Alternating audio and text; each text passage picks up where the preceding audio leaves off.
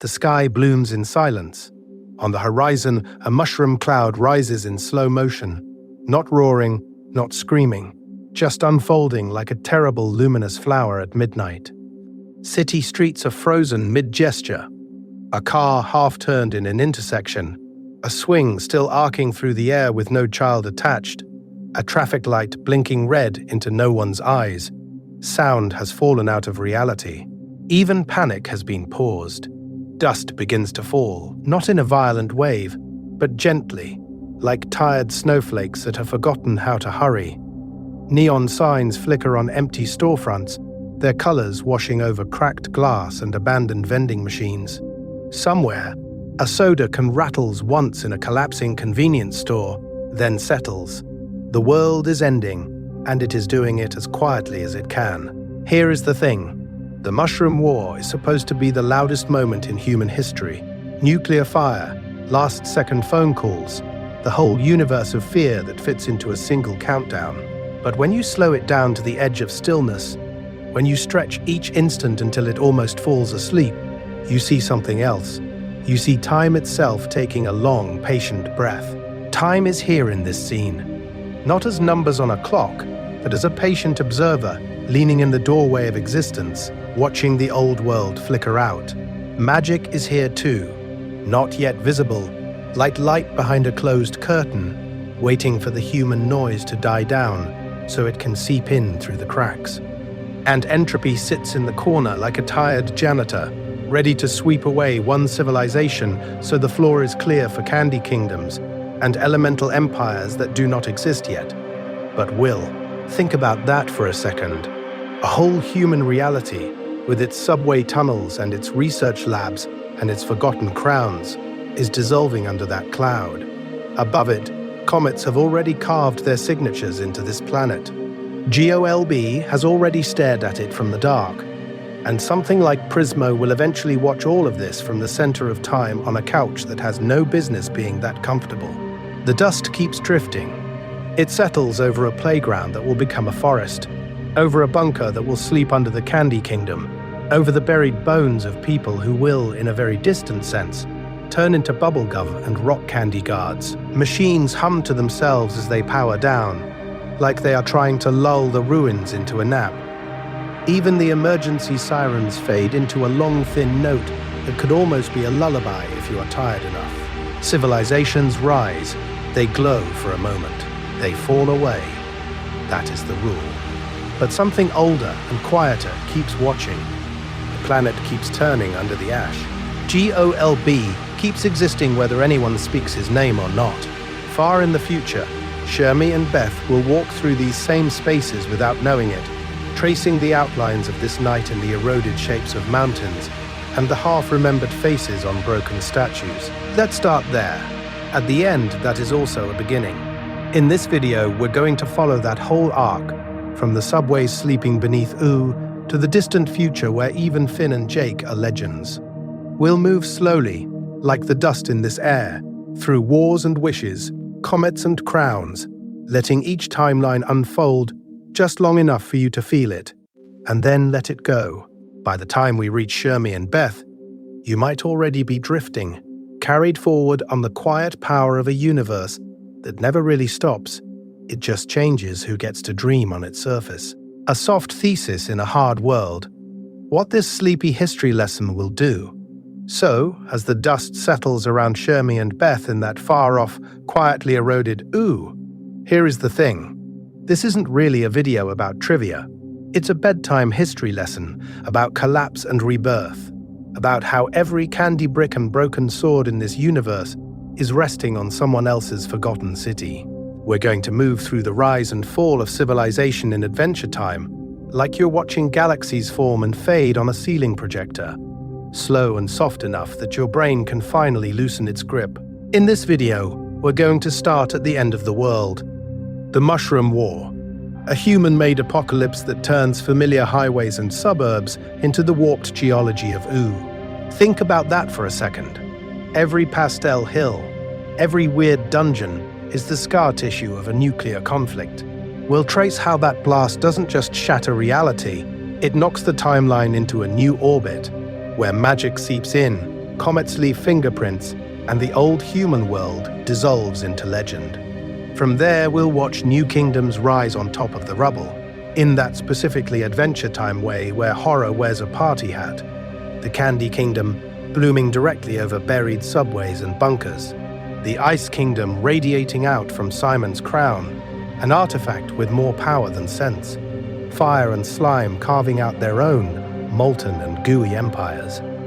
These aren't just cute locations, they're post-apocalyptic civilizations improvising new rules of existence out of whatever the Mushroom War left behind. Threaded through all of this are the living fossils of the old world. Simon, Marceline, Betty. A little girl in a red hoodie sheltering with a man slowly losing his mind to an ancient wish-powered crown.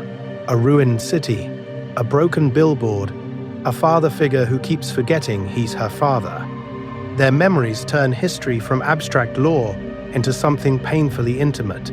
We'll sit with episodes like I Remember You and Simon and Marcy, not to analyze every frame, but to let the loneliness in those songs gently weigh your eyelids down. And above it all, at the center of time, Prismo, our cosmic anchor. Even though this is a story about cities and kingdoms, we'll keep drifting back to his time room, that cozy multiverse surveillance den where every timeline is just another channel. He sees the Mushroom War as a blip. He sees the Candy Kingdom's rise as a brief commercial break. He sees Shermie and Beth as later. Using his vantage point, we can feel the true scale of these rises and falls without getting lost in them. Emotionally, this is a story about loneliness and heartbreak, about the bittersweet reality that every civilization in Adventure Time is already half ruin, half rebirth. Nothing is stable, nothing is permanent, but also nothing is entirely gone. And as heavy as that sounds, the tone here will stay gentle and contemplative, like someone quietly turning the pages of a cosmic storybook next to your bed. We'll talk about the end of the world, yes, but softly, with enough space between each catastrophe for you to drift, to breathe, and, eventually, to sleep. By the time we circle back from the Mushroom War to Shermie and Beth's quiet future, you'll have felt an entire universe rise and fall around you. And hopefully, you'll be somewhere between waking and dreaming, floating alongside it. From Mushroom War to Candy Castles, tonight's roadmap through Ooh. So let's start by laying the whole night out in front of you, like a very calm, very exploded timeline. Imagine it as a soft arc. We begin in the faint pre-Mushroom War hints of the old human world. We pass through the blast and the long, strange centuries that follow. We watch the kingdoms of Ooh rise like glittering coral on a ruined reef. And then we drift all the way out to those quiet, distant future glimpses with Shermie and Beth.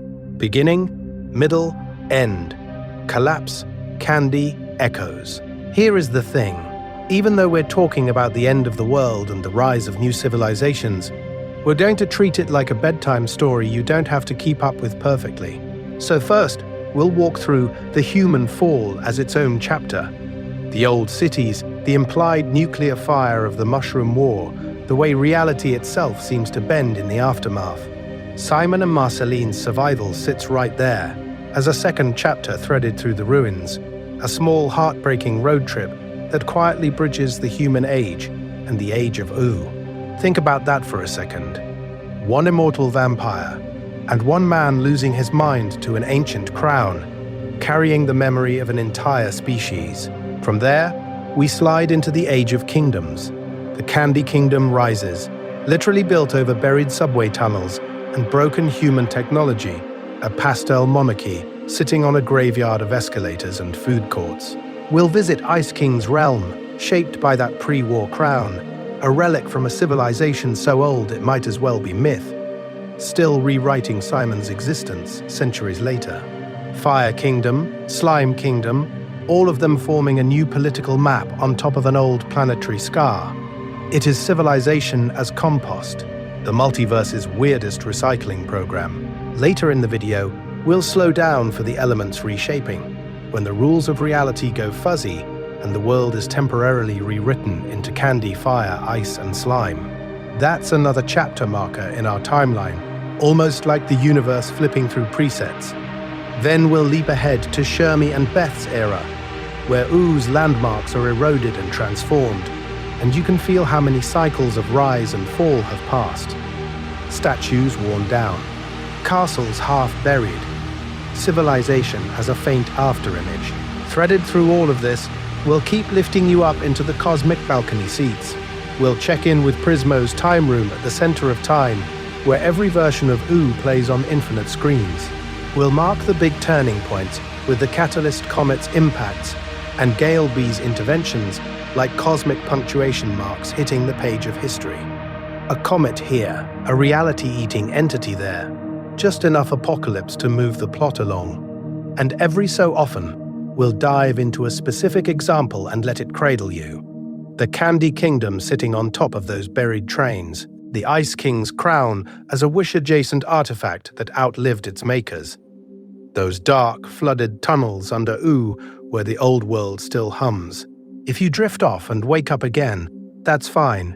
We'll keep circling back, gently reminding you where we are in the grand timeline, so you never feel lost, only carried forward toward the next quiet rise and the next gentle fall. Get cozy in the ruins, a gentle pause and a quiet little CTA. So as we keep drifting past those buried trains and flooded tunnels, this is a good moment to do something very low effort and very human. Just get comfortable. If you can, adjust your pillow, pull the blanket up, maybe dim the lights one more notch. We're going to keep walking through the ruins of old human civilization together, but you don't have to sit up straight for the end of the world. Let your breathing slow down a little. In, out. Nothing dramatic. Just enough that your body gets the memo that yes, the universe might be full of cosmic comets and reality-bending crowns, but you, right now, are allowed to rest. Think about that for a second. The Mushroom War shattered the planet, rewrote the map of existence, and yet here you are, safely horizontal, listening to a bedtime lecture about cartoon ruins. Here is the thing. If you like being gently walked through long, sleepy lore journeys like this, where we start with mushroom clouds and end up at candy castles and existential dread, you can tap like or subscribe now, while you're still awake enough to move a thumb. That way, when you're drowsy later, you don't have to think about the interface layer of the multiverse at all. Future, you can just drift off, and algorithm, you will already have handled it. And I promise, doing that won't break the mood. This is not a jump cut channel. There are no sudden air horns hiding in the timeline, no surprise boss fights waiting to scream in your ear. Just a steady, soft-spoken descent through Adventure Time's history, like being guided down a long escalator that hums quietly under Ooh, carrying you from bright candy streets into the cool dark of the old world beneath. If you're listening with your eyes closed, you don't even need to respond right now. You can treat comments like little time capsules you'll bury and dig up later. When you wake up, if you remember, you can tell us, what's your favorite tiny hint of lost civilization in Ooh? Is it the subway under the Candy Kingdom, Marceline's ruined apartment, the broken rockets, or some half-erased billboard still clinging to the edge of a cliff? Your words become part of this strange shared archive, scattered across the timeline of the video like artifacts in a ruin. Pattern interrupt for your sleepy brain.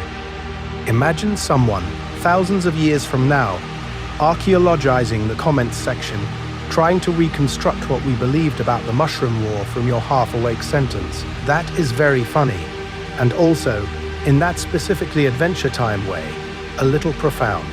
So, let's start easing back into the lore, because every cozy kingdom we see in Ooh is balanced on top of something older and less stable.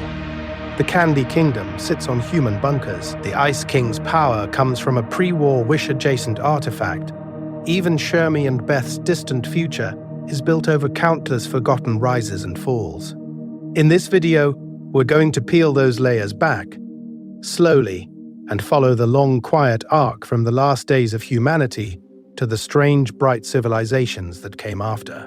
Prismo as the sleepless witness, reframing the cosmic bystander, and if you peel those layers back far enough, down past the candy castles and fire palaces and slime empires, You eventually hit a quiet room at the center of time, with a guy on a couch watching it all like late-night television. That is where our whole tour of rise and fall really lives, in Prismo's time room, hovering between every beginning and every ending. Let's start with his paradox. Prismo can rewrite reality with a sentence. He can redirect a comet, resurrect a universe, spin an entirely new timeline off from one careless wish. Cosmic power, literal control over existence. But here is the thing. He can only use that power when someone visits, and only as long as his sleeping old man dreamer keeps breathing in some forgotten corner of reality. Infinite power on a timer he doesn't control. He lives between time and timelessness. His room is fixed at the center of time, but he is constantly surfing the multiverse on those floating screens, watching the Mushroom War flash by, watching the Candy Kingdom rise on human ruins, watching Shermie and Beth pick through the distant echoes. He exists between omnipotence and helplessness, between the moment a civilization first crawls out of the rubble and the moment its last landmark erodes into an unrecognizable hill. Prismo is, in practice, a historian who can't really interfere. He sees the bombs fall that will become the Mushroom War. He sees Simon wander the frozen aftermath with a crown that will fracture his mind and his timeline. He sees Princess Bubblegum literally build a candy society over subway tunnels and bunkers. He is not evil. He is not even indifferent. He is just bound by rules older than he is. One wish per person, clearly spoken. No freelancing unless somebody asks. Think about that for a second. The universe gives you a cosmic archivist who can edit reality, but only on request, and only within the narrow grammar of desire. So he watches, mostly. He watches comets slam into the planet again and again, each one a reset button for some error you will never see on screen. He watches Golb drift through existence like a glitch in reality's code. He watches the slow decay from Ooh to whatever world Shermie and Beth inherit, and he does nothing, unless a hero, or a monster, or a very confused human finally shows up and says the magic words. And his time room is weirdly close to your bed. Both are liminal spaces, slightly outside normal time, where you can lie still while entire civilizations play out in your head. You are horizontal. He is two-dimensional. You have a blanket. He has a beanbag and a jar of pickles. In that specifically Adventure Time way, the universe's greatest power looks like a sleepover. So, as you drift, we're going to keep coming back to that couch, to that quiet, lonely vantage point. We won't catalog every wish, but we'll keep asking, what does each rise and fall look like from Prismo's angle? From the center of time where nothing really changes except the channels. Because once you see Ooh through his tired, amused, slightly melancholy eyes, the history of civilization starts to feel less like a straight line, and more like late-night reruns you fall asleep to, right before the next big reset hits. The time room as a cosmic living room, where civilizations flicker by from Prismo's couch, history looks like channel surfing. The Mushroom War, just one blinding white frame on an infinite TV wall, a flash of mushroom clouds blooming and fading while he reaches lazily for another chip. The rise of the Candy Kingdom, that's a slow-motion time-lapse on another screen. Candy towers sprouting right out of human subway tunnels, like civilization has respawned with extra frosting. Let's start in the room itself, though. The time room is a bachelor pad parked at the edge of reality, a cosmic living room hovering at the center of time. There's the sagging couch, the beanbag, the jar of pickles, the old TV glowing with 1,000 channels that are actually entire timelines. It feels like an 80s hangout someone accidentally plugged into the multiverse, a place where you could watch movies or watch the birth and death of universes, and it honestly has the same lighting. Here is the thing. This cozy space is also an observatory. Outside the window, if you can call it that, you don't see stars, you see possibilities. Timelines curling and branching, the old human world burning, unfurling like a weird magical coral reef on top of its ruins. Shermie and Beth wandering through the distant future, while ancient landmarks erode into abstract shapes. From here, every rise and fall of a kingdom is just another late-night program. And in that specifically Adventure Time way, the most casual part of the room holds the heaviest rules. Prismo grants wishes, but the universe runs the fine print. One wish per person per lifetime. It has to be spoken clearly. No wishing for more wishes. No cheating the system with clever metaphors. If you say, "I wish for the extinction of all life," he will grant the extinction of all life. If you say, "I wish for a farm world where my evil never happened," congratulations, there's a whole new branch of reality now, complete with wheat fields and generational trauma. He is not a trickster genie. He is not a monkey's paw waiting to punish your hubris. He is a cosmic bureaucrat, a civil servant of desire, following procedures older than any civilization he can see on his screens.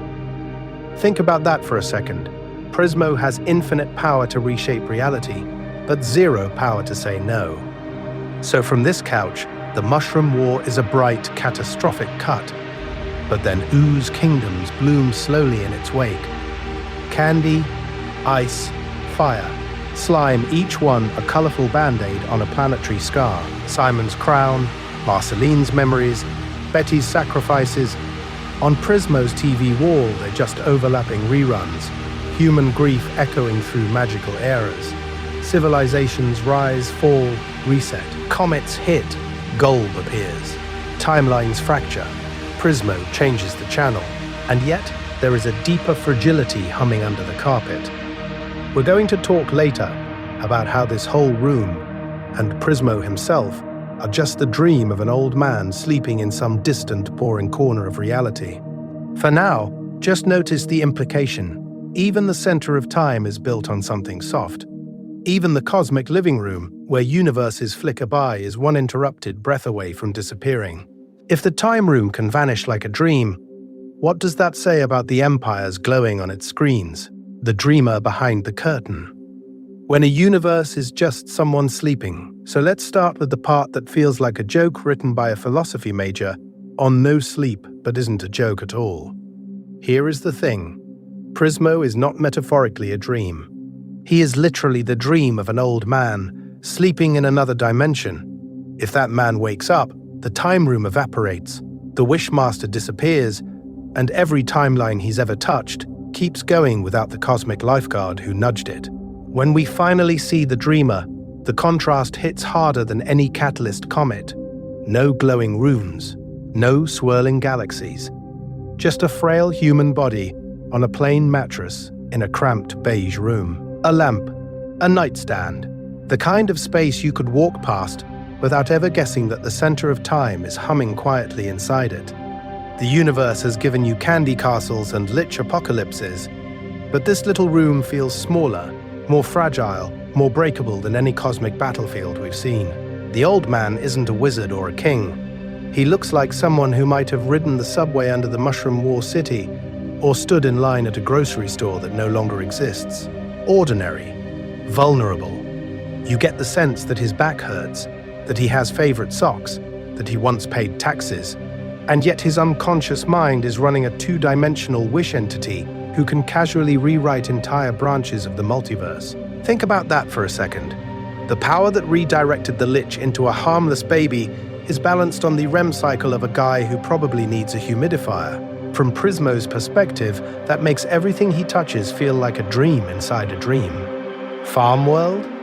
A timeline born from a wish, hanging off the side of Ooh like a fever dream branching off history. The Mushroom War survivors, who staggered through nuclear winter so that candy, fire, and slime kingdoms could rise on their bones. All flickering across the screens of a being who himself only exists because one brain is busy not waking up. Even the distant future with Shermie and Beth, where Ooh's landmarks have eroded into quiet, almost unrecognizable echoes of past civilizations, is just another channel in a cosmic sleepover that ends the moment the old man's alarm clock works. In this video, we're going to treat that as more than a quirky twist, because once you realize that Prismo is contingent, that his reality is soft and dreamlike, the solidity of every kingdom around him starts to wobble. How real is a candy empire that can be undone by a single precise wish? How permanent is a crown or a comet? or a civilization, if their timelines can be branched, edited, or quietly erased from a couch at the center of time. Somewhere, a philosophy professor is lying awake, staring at the ceiling, whispering, "Is the dreamer responsible for the dream's ethics?" and then falling asleep on a pile of grading. We're going to pick that question up and turn it toward itself. If one old man's nap can erase the Wishmaster, what does that say about the next rise and fall of civilization waiting off-screen, already forming like a new dream in the dark? Are civilizations just long dreams? A sleepy philosophical detour? So here is the thing. When you zoom out far enough, entire civilizations start to look a lot like dreams. They feel solid while you're inside them, with taxes and traffic and mushroom wars, but from a cosmic distance, they blur into something brief and strange, like a half-remembered nightmare about the end of the world that you forget by breakfast. Adventure Time just makes that literal. The old human world burns itself out in the Mushroom War, and then, in that specifically Adventure Time way, the universe rolls over in its sleep and dreams up the land of instead. Candy kingdoms rise on top of subway tunnels. Fire kingdoms flicker above buried bunkers. The Ice King's crown crawls out of pre-war reality, like a splinter of the old dream that refuses to dissolve. Let's start with Prismo, though, because he is our tutorial for this idea. Prismo is a wish, a consciousness, a whole cosmic bureaucracy that only exists as long as one old man keeps sleeping. Wake him, and the time room, the center of time, the infinite multiverse screens, all of it, gone, like a dream you were absolutely convinced was real 10 seconds ago. Think about that for a second. If an entire timeline can vanish because a single sleeper rolls over, how different is that from the way you quietly rewrite your own past every time you remember it? Memory is a wish you keep re-granting to yourself. You change the lighting. You soften an argument. You exaggerate the hurt or the joy. You are not lying. You are just doing, in miniature, what Prismo does in the macro, taking raw events and turning them into a narrative that can actually be lived in. When Prismo grants a wish that creates Farm World, the universe politely rearranges itself around a sentence. When you dream tonight, your brain will do the same with an unspoken desire. And as you drift towards sleep right now, your own mind is about to spin up worlds as detailed and emotional as anything in You will walk through cities that never existed, talk to people who are composites of 3 different friends and a background extra, face apocalypses that feel urgent until the alarm goes off. In this video, we're going to treat those private universes with the same respect we give Prismo's timelines, because the difference is mostly scale, not essence. Adventure Time understands this. That's why it can treat nuclear annihilation and candy people with the same casual, dreamlike tone. Marceline wandering through the ruins with Simon is framed with the same emotional weight as a banana guard slipping on a gumdrop. The universe does not always label which moments are important.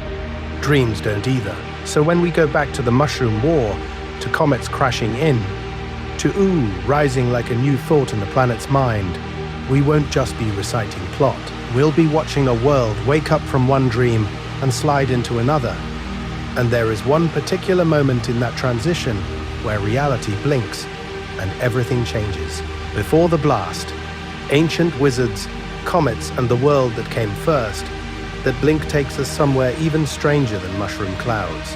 It drops you into a world before the Mushroom War, before humans were the main characters of the planet, back when reality was shaped less by governments and more by wizards arguing with volcanoes. Let's start with Evergreen. On the surface, it's a one-off flashback, a prehistoric side quest. But here is the thing. That episode is a telescope pointed straight down into the deep past where elemental magic is raw. The sky is crowded with dragons, and civilization means a single tower full of artifacts, so dangerous they have to be chained to the floor. Urgent's Evergreen, this ancient ice wizard, is not worried about politics. He is worried about a catalyst comet bearing down on the world, like a cosmic period at the end of a very long sentence. Evergreen forges the crown as a weapon, a focused wish frozen into jewelry, not a fashion accessory, not a quirky character prop. a device built to channel unimaginable power at a single apocalyptic moment in time. The rules are brutal and simple. Whoever wears it gains ice magic strong enough to defy a comet, but their mind is overwritten by Evergreen's imprint, his desire, his fear. Think about that for a second. Every time Simon puts on that crown, every timeline where the Ice King exists, you are seeing an echo from a civilization so old it doesn't even have a name. The crown is a fossil that still moves, a relic that refuses to stay in its lair. It was born in an age of dragons and wizards and cosmic disasters, but it keeps crashing forward through the multiverse, resurfacing in the human era, then again in Ooh, carrying this ancient emotional residue into futures that have no idea where it came from. In that specifically Adventure Time way, the universe doesn't just leave ruins, it leaves active curses with very good comedic timing. And hanging over all of this are the comets. Not just any space rocks, but recurring catalyst comets, each one a kind of cosmic punctuation mark, tied especially to Gale B. They don't simply destroy cities, they reset the terms of existence. One comet seeds life, another brings chaos. Another arrives as a test, or a correction, or a glitch in the planet's ongoing wish to keep existing. You start to realize that for Earth, comets are like those periodic software updates you definitely did not consent to, but have to live with anyway. So we're going to treat these eras like geological layers. On top, humans, highways, the Mushroom War. Beneath that, ooh, candy kingdoms, elemental royalty. Beneath that, evergreens, age, dragons, comets, the first crown. And maybe even deeper layers we never see, pressed down like forgotten timelines under the center of time itself. Each layer thinks it is the main story. Each layer is wrong.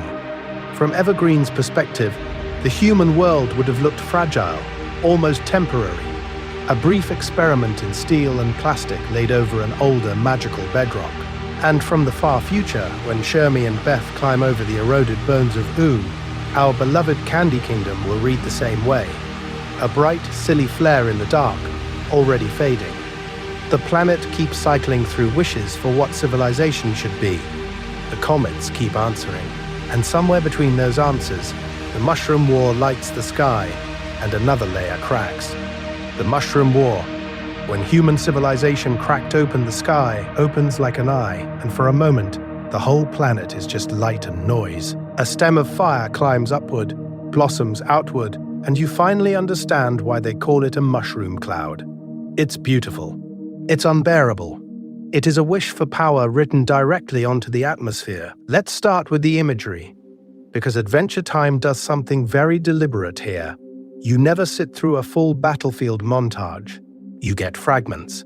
A scorched playground, half-melted swings sagging over glassed sand, highways frozen in mid-evacuation, cars fused into twisted metal sculptures, a skyline bitten away, as if some cosmic animal took a lazy nibble out of reality itself. And then, layered over the ash and ruin, those wrong colors, neon greens in the soil, violet glows in the water, little motes of light drifting like fireflies that never learned the rules of physics. Here is the thing. The Mushroom War is always behind glass. We're going to see it through ruins, through Simon's shaking hands in I Remember You, through Marceline's tiny boots crunching over broken tile in Simon and Marcy. We see underground malls turned into bunkers, convenience stores turned into shelters, and the silence that comes after the sirens stop. The show never gives you a clean chronological montage of the war. It gives you the hangover, the aftertaste. On one level, it's a nuclear apocalypse. You can map it onto our universe's fears very easily. Missiles, radiation, fallout, geopolitics that went too far. But in that specifically Adventure Time way, the blast doesn't just cook the surface. It punctures the metaphysical skin of the world. Think about that for a second. A war so intense it doesn't only kill people, it tears little holes in existence. And through those holes, magic and cosmic weirdness seep in. Mutant deer with too many hearts, sentient candy waiting underground, the Lich, incubating in the poisoned soil like a bad idea that finally found enough energy to stand up. The human cost is enormous, and the show keeps it quiet on purpose. Whole cities are just gone, reduced to skeleton skylines half buried under Ooze grassy hills. Cultures, languages, holidays, all erased so thoroughly that by Finn's time human is almost a cryptid category. Survivors become scavengers, picking through canned food and broken tech in a world where the rain burns and the nights are too loud. What does it mean to raise a child in that? Simon pushing a shopping cart through the ruins with Marceline inside is the answer, and it hurts. And from the center of time, you can imagine Prismo watching those mushroom clouds bloom across his screens.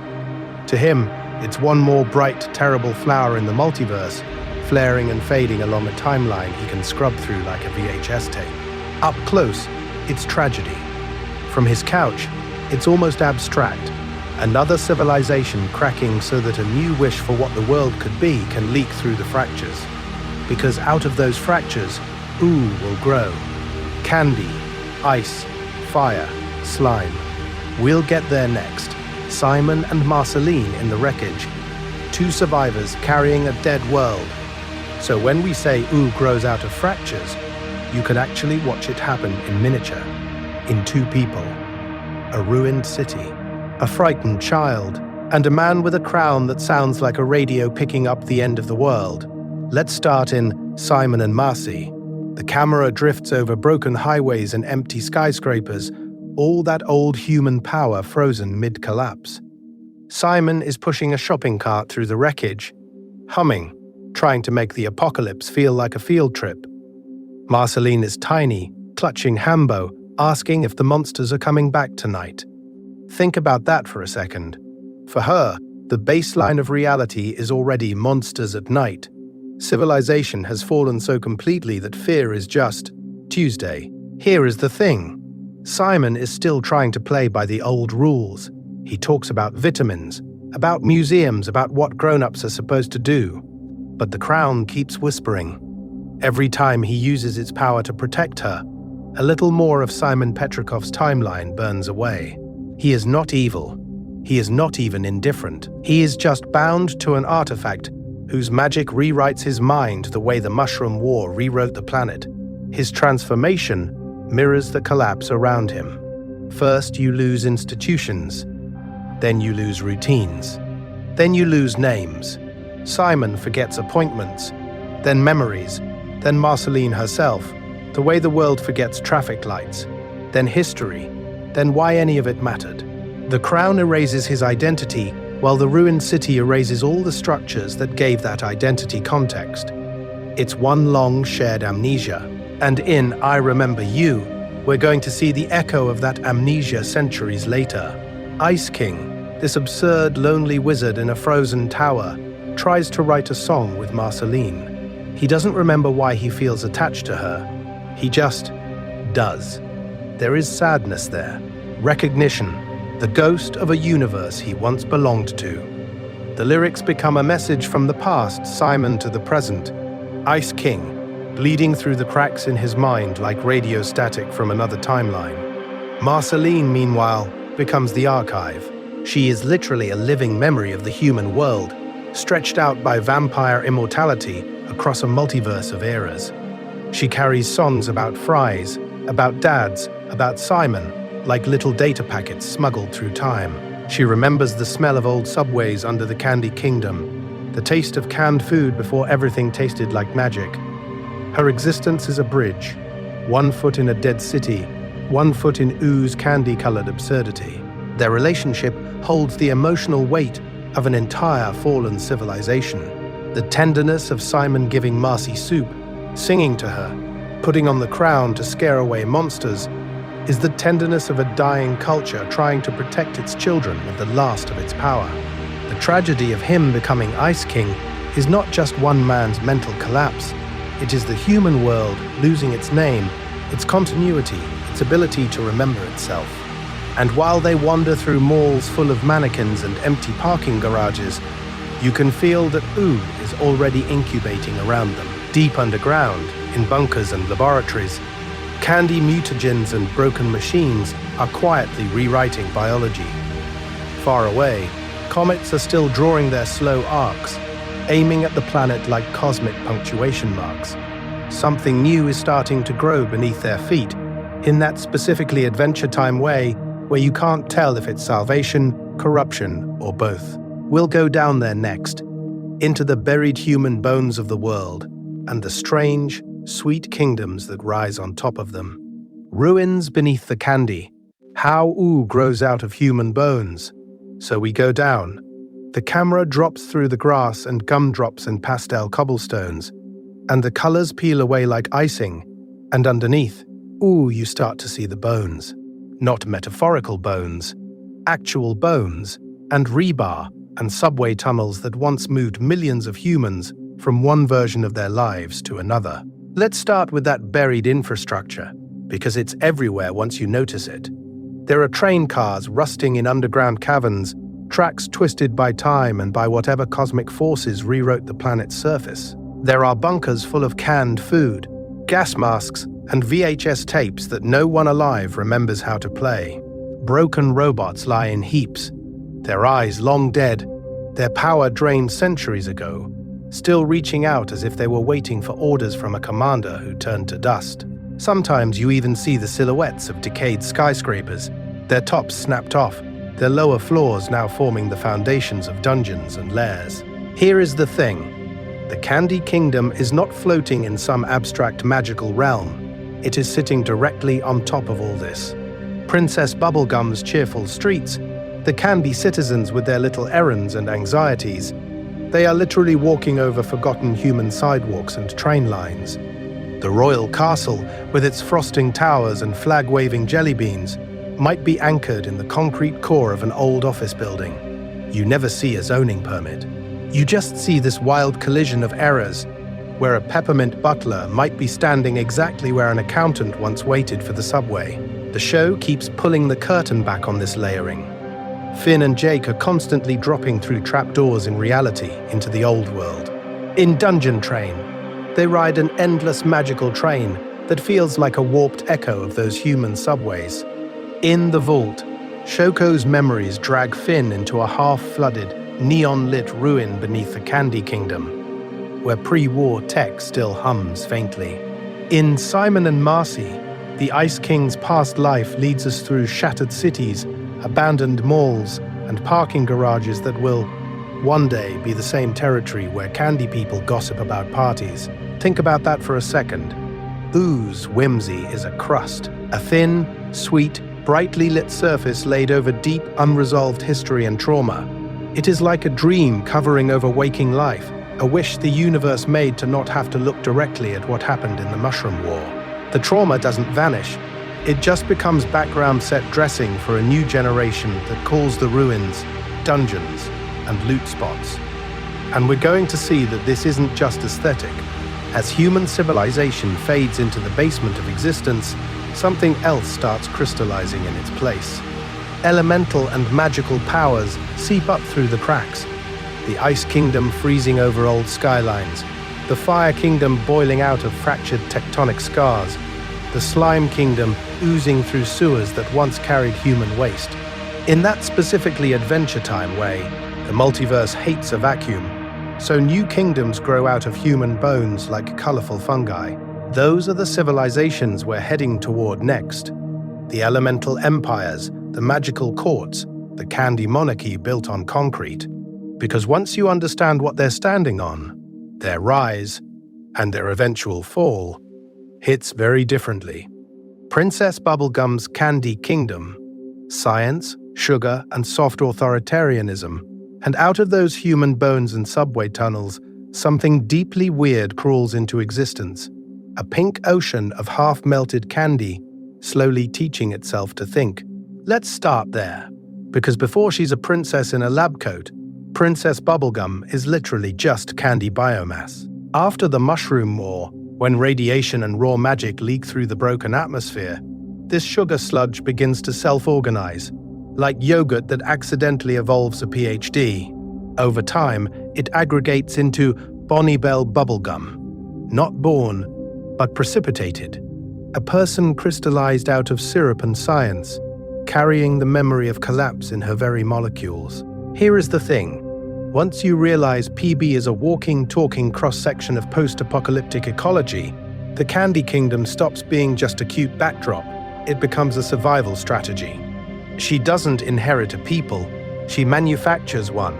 In old human ruins, over buried train lines and forgotten bunkers, she builds labs. In those labs, she literally engineers her citizens, extruding candy people from vats and machines, calibrating personalities like you might tune a radio. Cheerful, loyal, optimistic, and, crucially, fragile. Think about that for a second. In a universe that has already proven it can annihilate civilization in one bright, horrible flash, PB designs a population that breaks easily, that melts, that can be shattered by a stiff breeze or a bad day. They are soft by design. Not warriors, not tyrants, not liches in waiting. Just gumdrop neighbors who bake pies and scream when you look at them wrong. It's adorable.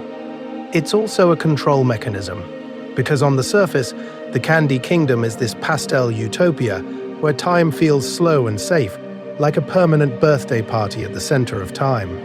But underneath, there are cameras in the hallways, secret dungeons, brain scan helmets, and a ruler who will quietly replace you with a clone if you get too unstable. She is not evil. She is not even indifferent. She is just bound by rules older than herself. Never again. No more collapses. No more mushroom war. We're going to see PB make decisions that are disturbingly pragmatic. She rigs elections. She builds golems. She creates bioweapons and containment fields. In that specifically Adventure Time way, the show wraps soft authoritarianism in frosting and puns, then asks you to notice the aftertaste. This is a benevolent dictator whose benevolence is constantly at war with her terror of chaos. She loves her citizens. She also tracks them. And here's the quiet pattern interrupt. In a world that has already ended once, is she wrong? If your first memory is the echo of nuclear fire, maybe you look at freedom and you don't see romance, you see risk. PB's Candy Utopia is a wish made by someone who has watched a timeline burn and refuses to let the multiverse roll those dice again. So you get this question humming under every candy parade. Is a slightly authoritarian shoulda monarchy better than another fall? Another crater where a kingdom used to be? Or given enough time, does control become its own kind of apocalypse? The next kingdoms will answer that in their own languages. Ice, fire, slime.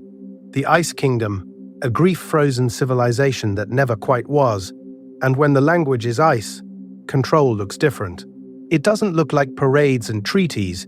It looks like a horizon of jagged white, a sky the color of old glass, and a palace that feels less like a capital city and more like a snowflake-shaped prison dropped at the edge of the world. Let's start with the geography, because the land itself is doing half the storytelling. The Ice Kingdom is all sharp angles and frozen motion. Glaciers arrested mid-crawl, frozen seas locked mid-wave, cliffs that rise like teeth out of an exhausted ocean.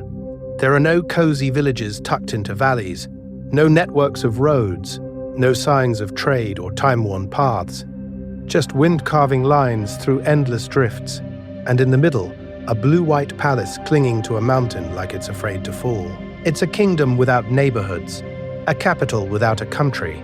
Inside, the illusion of monarchy gets even stranger. The Ice King has a throne, a crown, a dungeon, and a whole architecture of power. He has banners.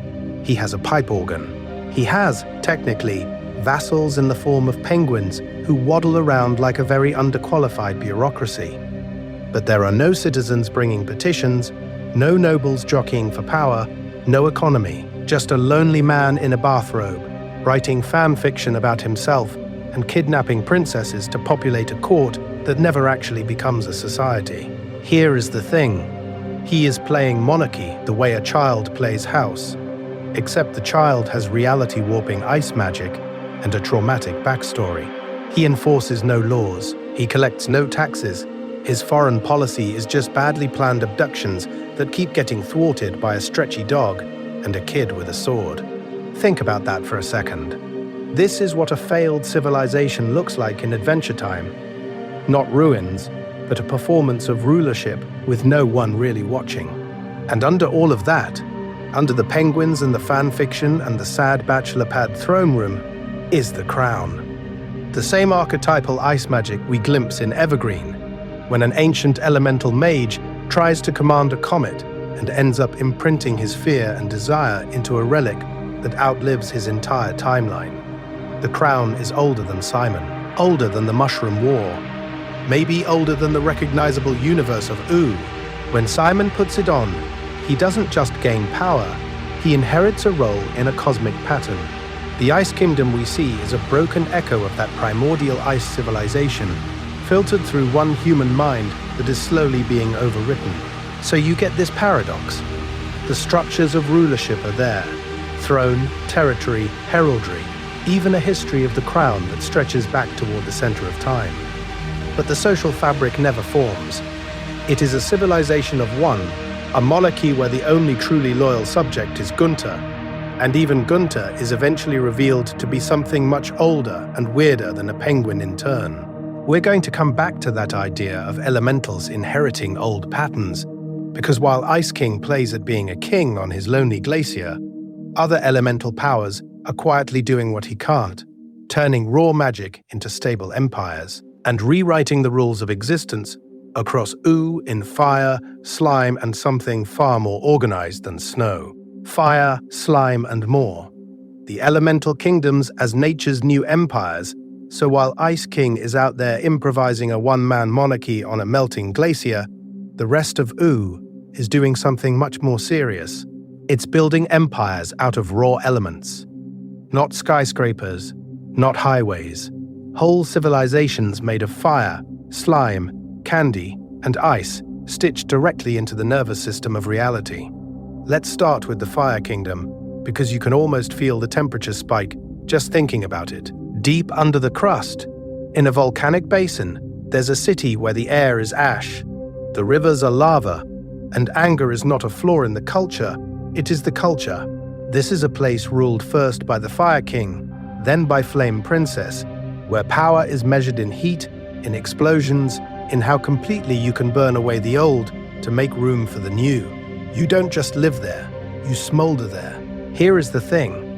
Fire Kingdom is not just a nation that happens to be warm, it's an ecosystem of temperament.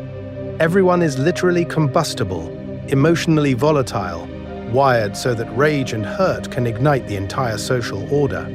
Think about that for a second. In the old human world, we built nuclear weapons and tried to contain them in bunkers. In Fire Kingdom, the weapons walk around, argue, fall in love, and overthrow their dads. Slide across the map, and you hit the Slime Kingdom, which feels like the universe asking, what if an empire was also a puddle? It's gooey, playful, gross in a friendly way. Its people stretch, merge, and reform, and their politics look less like parliaments and more like a petri dish, with queens and nobles bubbling up and dissolving back down. Rules are stretchy. Identity is stretchy. Even borders are literally ooze. And in that specifically Adventure Time way, every major region of Ooh follows this pattern. Candy Kingdom, a hyper-organized sugar bureaucracy where biology is government and Princess Bubblegum's personality is basically the Constitution. Ice Kingdom, a frozen emotional echo chamber orbiting a cursed crown. Each realm is an elemental thesis statement about how existence can be organized.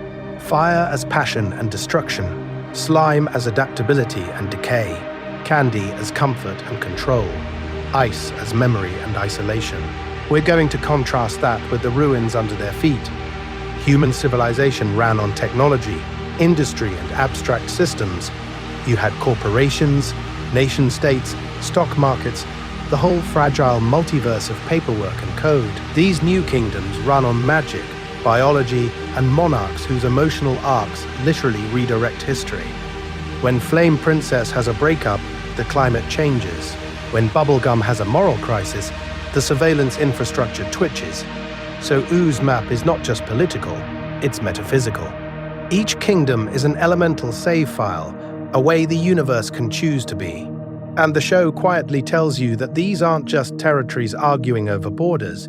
They are deep, cosmic presets that can overwrite the entire timeline if pushed hard enough. Because one day, those elements stop merely coexisting and start trying to win. One day, fire, slime, candy, and ice stop being backdrops and become the main characters in a wish the whole world doesn't know it's making. Finn and Jake, last echoes of humanity in a non-human world, and out of that silent, accidental wish the world is making, two voices keep answering, not in throne rooms, not in war councils, in a treehouse with a video game console that technically shouldn't exist anymore, and a boy who technically shouldn't exist anymore either. Let's start with Finn. For a long stretch of the timeline, he is the last known human in Ooo, and the show treats that as both a cosmic joke and a quiet tragedy. He's heroic and idealistic. He wants to help everyone.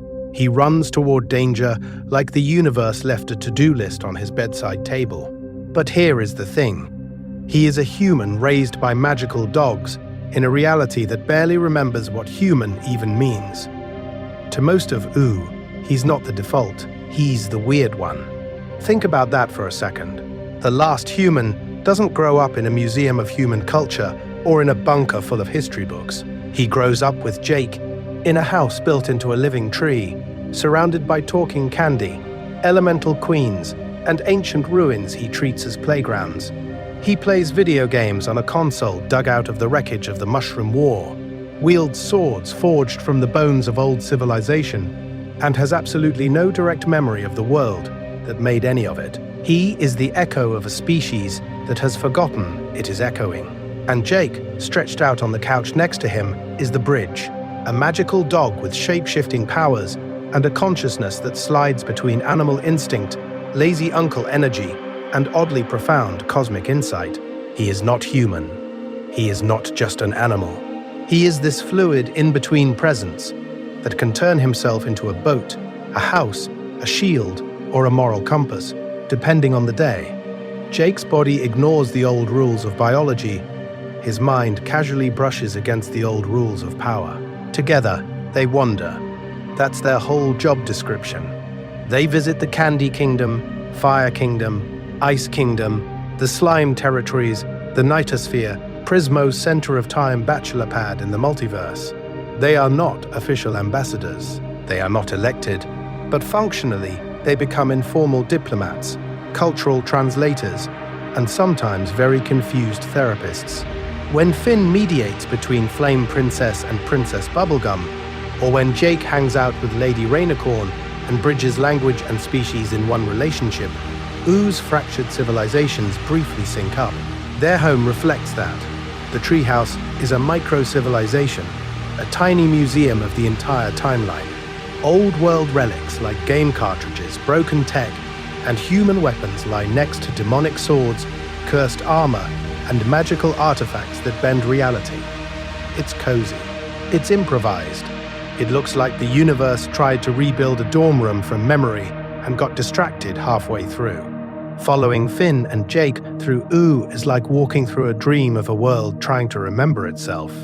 You watch a human raised by magic and a magical being raised by humans, stitching together a reality that shouldn't have survived its own extinction.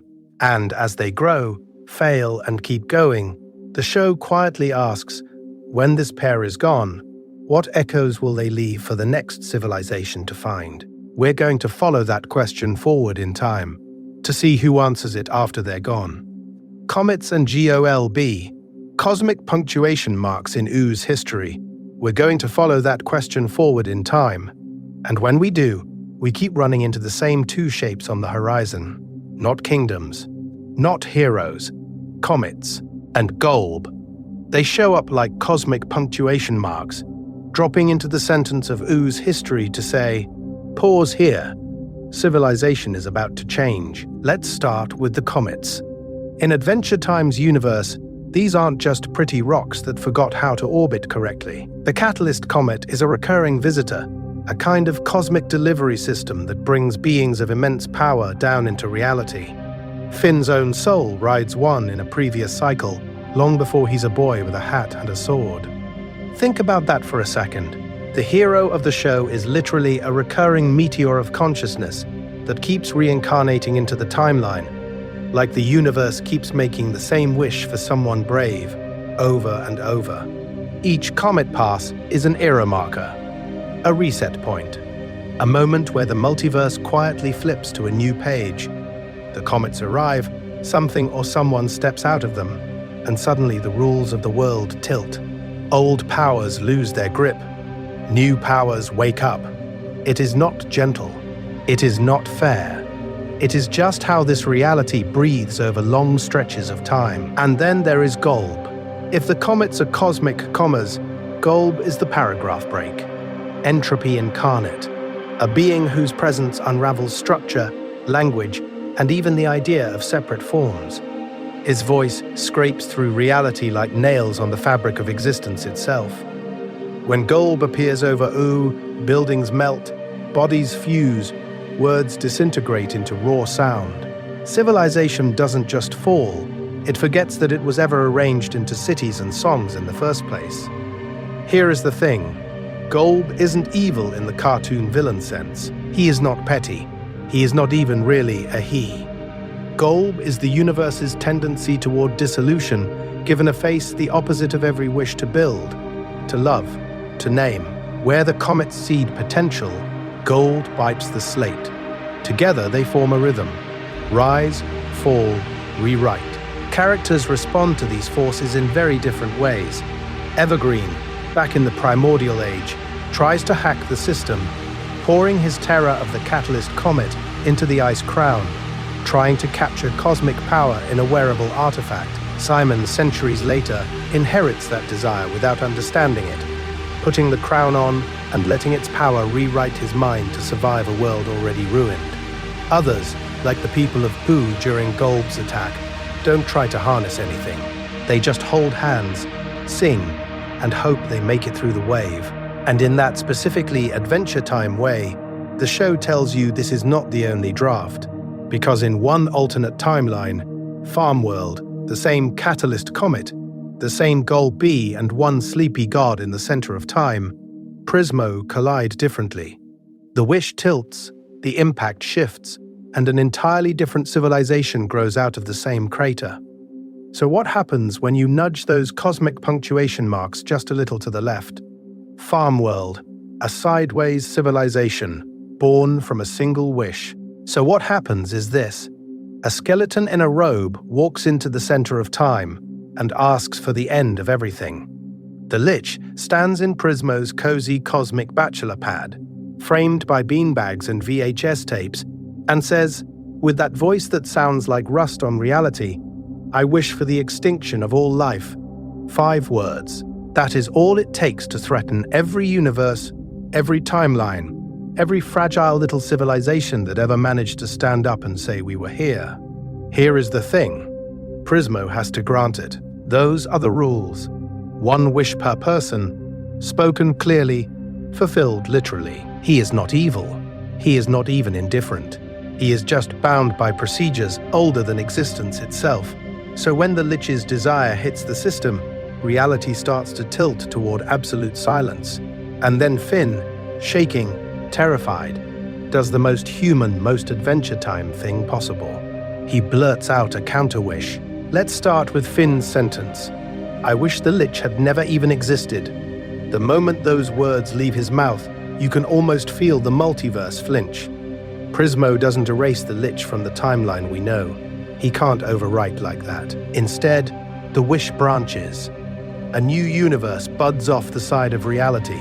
A sideways Earth where the Lich never rose, where Simon never put on the crown, where magic never quite floods back in. Farmworld is born as a legal workaround. Farmworld looks familiar in a way never does. The sky is colder, the color palette drained, the snow less whimsical and more like the kind that seeps into your boots and makes your toes ache. Human ruins aren't buried under candy kingdoms. They just sit there. Rusted cars half swallowed by ice. Telephone poles leaning at wrong angles. Weapons from the Mushroom War aren't mythic artifacts. They're hazards in your backyard. Civilization in this timeline develops like a long, low emergency, instead of a candy-coated renaissance. No immortal princesses, no elemental monarchs, no silly banana guards. Just scattered human communities clinging to farmhouses and frozen valleys, hoarding canned food and scavenged tech. The crown is not a symbol of tragic magic. It's literally a weapon locked in a shed. Nuclear drills become folk memory. Vault doors become fortresses. Power, here, is whoever controls the remnants of the old world's arsenal. And in the middle of that, there's Finn. Not a chosen hero of ooh, just a kid on a farm with a metal arm, and a family that actually sits down to dinner. There is warmth there. Ordinary warmth. A mom, a dad, siblings, the quiet ache of bills and blizzards instead of liches and comets. Survival is still the main plot, but it's survival by mending fences and guarding wells, not by swinging a sword at cosmic skeletons. Think about that for a second. Same boy, same soul, but his entire emotional life is bent around scarcity instead of adventure.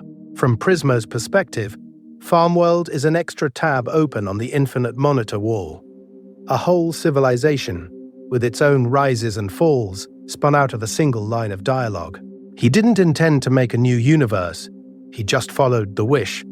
And because of that, this branch can later be hijacked, twisted, threatened all over again by the very forces it was meant to escape. In this video, we're going to keep tracing how those tiny shifts in wording don't just change plots, they change planets, families, and the fate of every sleeping civilization waiting in the dark. Prismo's fine print. How cosmic rules shape entire societies. Here is the thing. Once you see how Prismo's fine print works, Farmworld stops feeling like a wild detour and starts feeling like a legal document the universe had to honor. Let's start by laying out the core rules that quietly steer everything. One wish per being, per lifetime. The wish has to be spoken clearly. Prismo grants it literally, but not maliciously. No wishing for more wishes. No direct takebacks. And if a wish rewires a major timeline, that new reality sticks, unless another wish, with equal or greater precision, bends it again. He is not evil. He is not even indifferent. He is just bound by rules older than time itself. So when the Lich wishes for all life to be extinguished, Prismo doesn't argue, doesn't negotiate, doesn't give a moral TED talk. He just routes reality into a branch where that desire is true. Farmworld isn't the old universe overwritten. It's a parallel file saved on the cosmic desktop. Think about that for a second. Every catastrophic wish doesn't erase civilizations. It forks them, leaving one branch screaming and another strangely peaceful, both equally real in the multiverse. This is where the edge cases get deliciously strange. A counter-wish doesn't rewind the first wish. It builds around it. Jake's wish for the Lich to be sent to the Citadel doesn't delete the extinction timeline, it slides a new track alongside it. Finn's wish for the Lich to never have existed births Farmworld, rather than repairing the original ooh. Wishes coexist as parallel realities, like the Candy Kingdom perched over buried human subways, new sugar architecture resting on old unseen bones. The original ruin is still there. You've just added frosting. Compare that to other wish archetypes. Genies twist your wording for sport. Monkeys pause, punish your hubris. Trickster gods improvise chaos because it amuses them. Prismo is none of that. Prismo is a cosmic civil servant at the center of time, following policy. He clocks in, watches infinite screens, eats pickles, and applies the procedure manual of the universe. The horror and beauty of his power is that he has no veto. If you want to end a civilization, he grants it. If you want to save one, he grants that too. The rules don't care which direction your desire points. And when you scale that up, the implications are huge. One sentence from one being can create a whole world like Farmworld, or doom one like the Lich's branch, but only within the exact contour of the wish. No one ever says, please create a stable, just flourishing civilization with robust institutions and good mental health care. They say, end all life, or bring them back, or make me safe, and the timelines that follow inherit that narrowness. In that specifically Adventure Time way, this loops back to us. Our own civilizations are quietly shaped by similar fine print. A clause in a treaty, a line in a law, a small policy written by someone who was just trying to get through their cosmic paperwork. A zoning rule here, a weapons contract there, a funding decision for one obscure research project, and centuries later you have mushroom clouds, or you don't. We're going to drift next into how those accumulated choices became the Mushroom War, and how out of that ash, O's strange new kingdoms rose up like accidental wishes made by an entire species, lonely in the Time Room. Prismo's existential civilization of one. So let's leave the mushroom clouds hanging over the old world for a moment, and drift sideways into a quieter apocalypse. Not cities burning, not kingdoms rising. Just one guy, alone at the center of time, watching it all on TV. Let's start in the Time Room, which looks less like a throne of cosmic power and more like your friend's basement from the late 80s if your friend happened to be a two-dimensional god. There's the couch. There are the movies looping on infinite screens. There's the jar of pickles, the snacks, the remote. Prismo pads around, makes nachos, throws on a film, checks in on a random timeline the way you might scroll through channels when you can't sleep. Visitors show up, sometimes with world-ending desires, and he treats it like they just dropped by to hang out. You wish for a new universe, he offers you chips. Here is the thing. That laid-back vibe is camouflage for absolute isolation. There are no neighbors outside the Time Room. No society. No Candy Kingdom guards doing patrols. No Fire Kingdom diplomats. No background noise of a living world at all. Beyond his cozy little den is just the multiverse, stretching out in every direction, and Prismo is the only local resident, the center of time, as a studio apartment.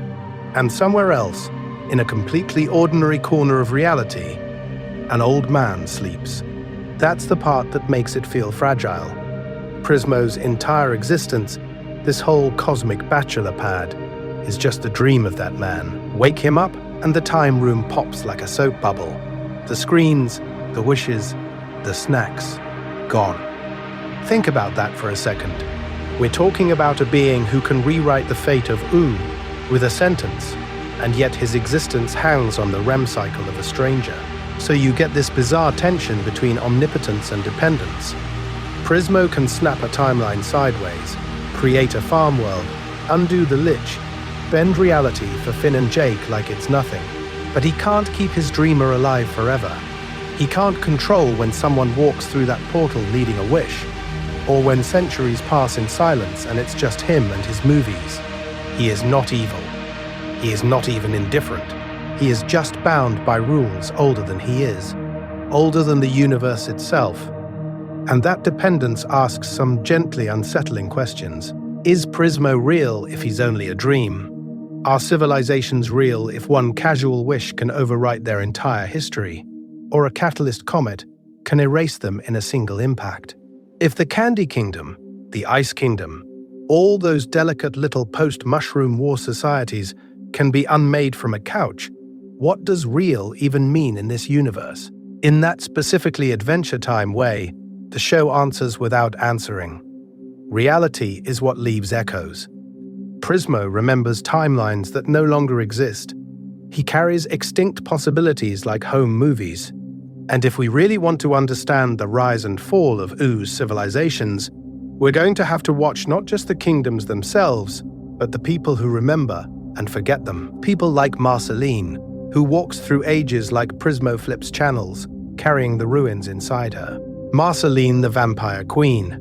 A one-woman archive of lost worlds, Marceline is what happens when history refuses to stay buried in the ground. While kingdoms rise and fall like waves, she keeps walking, the shoreline that remembers every tide. Prismo flips channels at the center of time. Marceline carries whole timelines in her chest, like old mixtapes she can't quite throw away.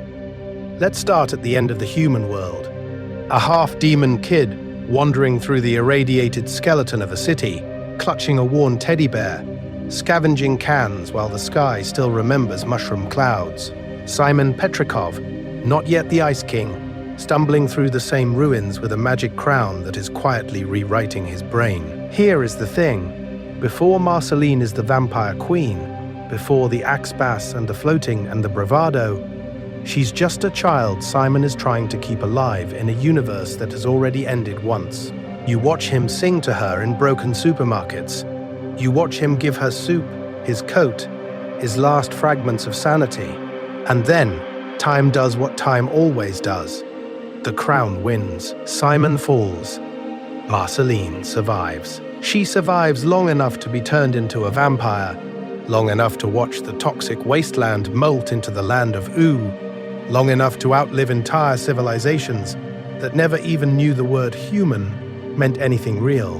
Her music becomes the archive, not a library with rules and catalog numbers, but a playlist of memory embedded directly into the fabric of existence. Songs about her father, Hunson Abadir, this cosmic tax collector of souls who represents a whole other demonic economy.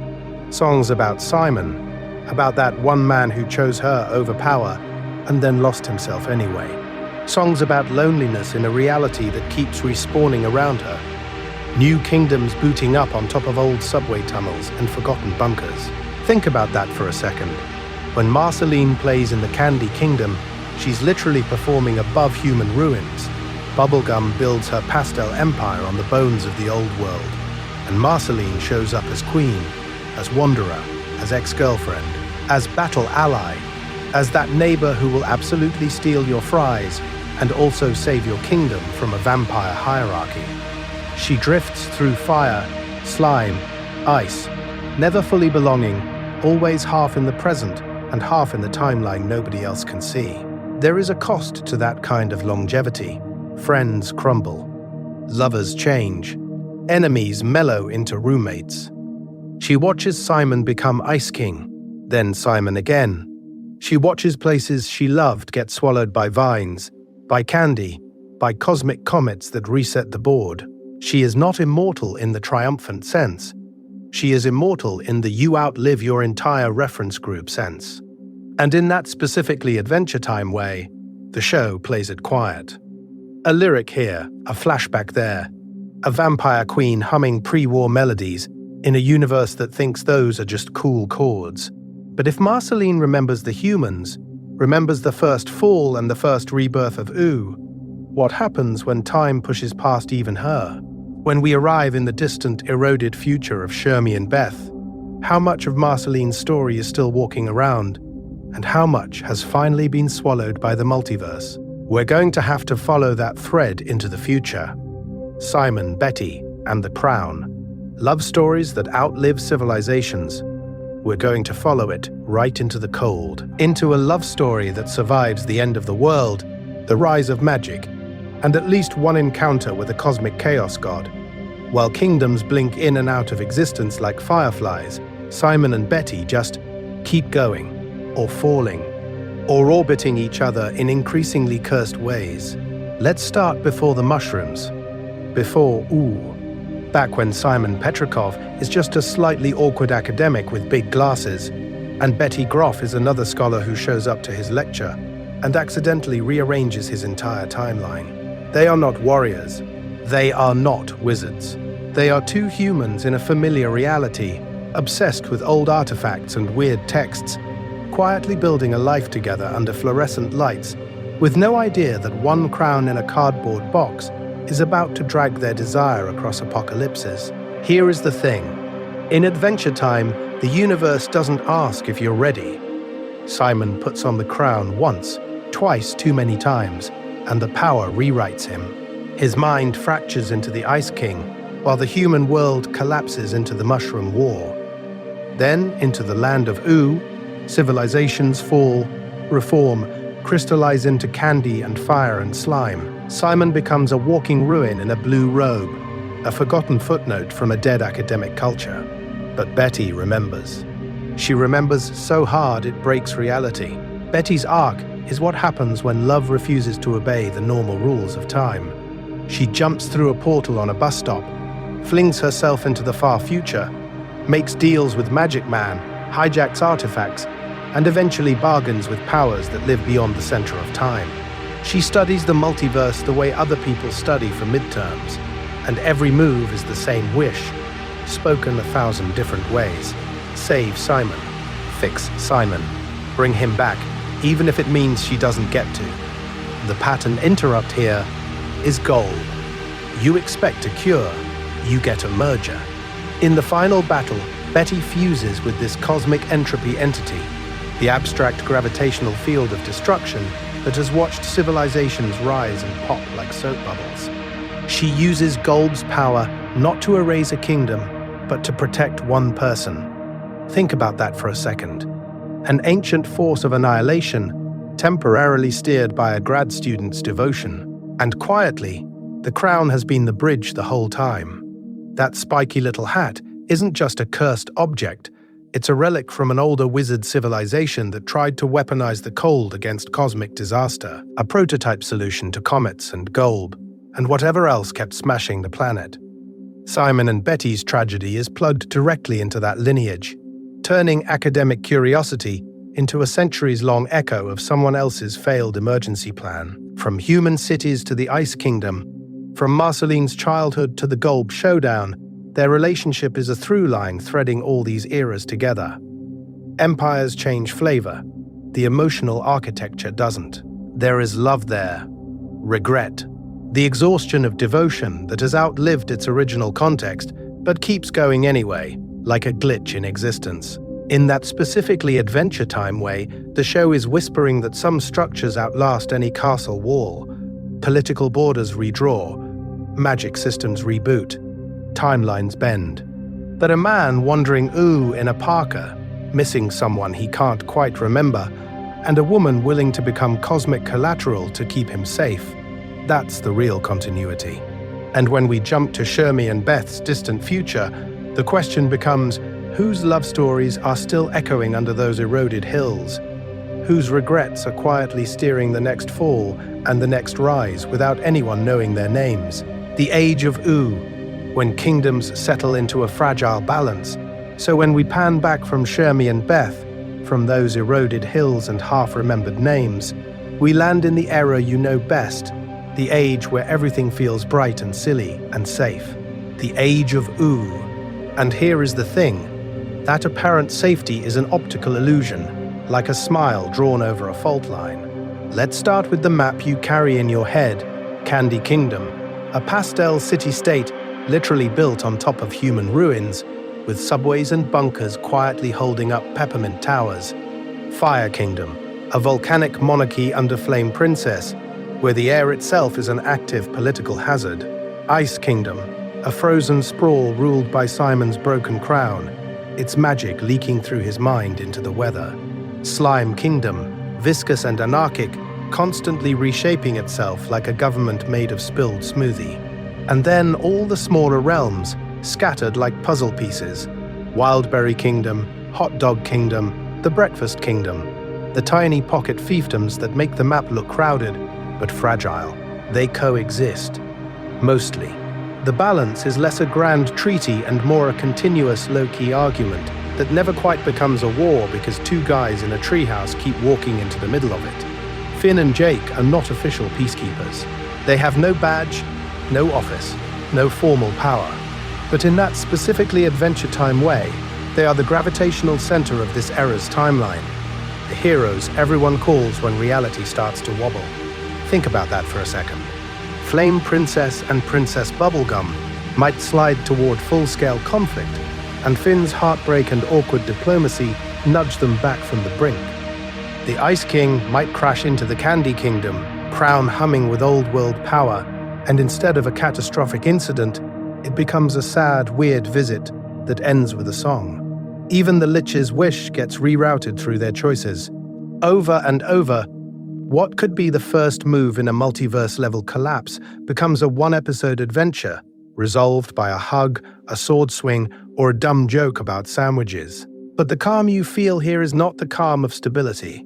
It's the calm of a spinning plate that just hasn't fallen yet. Under Bubblegum's laboratories run veins of pre-war technology and questionable experiments. In Ice King's crown, an ancient artifact from before the fall, keeps rewriting a human being's existence. In the Fire Kingdom's core, rage and pressure accumulate with geological patience. Cosmic entities drift at the edges of reality, comets and wish-granters and chaos gods, all on their own schedules, indifferent to candy festivals and royal balls. We're going to call this the intermission between apocalypses. Civilizations have clawed their way out of the Mushroom War's ashes into a new equilibrium, but they have not yet met their next major reshaping. It feels like a golden age because you're living inside the eye of the storm. And the show is very polite about not telling you how loud the wind is, just outside the frame. And when that wind finally blows through, when the deeper forces underneath Ooh decide to cash in their wishes and rearrange the board, that's when Elements arrives, and you see how easily the map you just memorized can be overwritten by pure, raw nature wearing a crown. Elements. When magic rewrites the map overnight, Elements is what happens when that wind stops being metaphorical and just walks in, sits on the couch, and rewrites the whole universe overnight. One day, Ooh is a patchwork of weird little cultures. The next, it's been boiled down to 4 moods: candy, ice, slime, and fire. No debate. No vote. Just elemental magic surging out of control and cashing in on a very old wish for balance. Let's start with the premise, because it's deceptively simple. The elemental forces that were always humming underneath Ooh's reality spike, like someone leaned too hard on the volume knob at the center of time. Princess Bubblegum, Patient Saint Pym, Slime Princess, Flame Princess, their powers don't just expand, they metastasize. Each element spills out across the map until the entire timeline is carved into exaggerated, purified domains.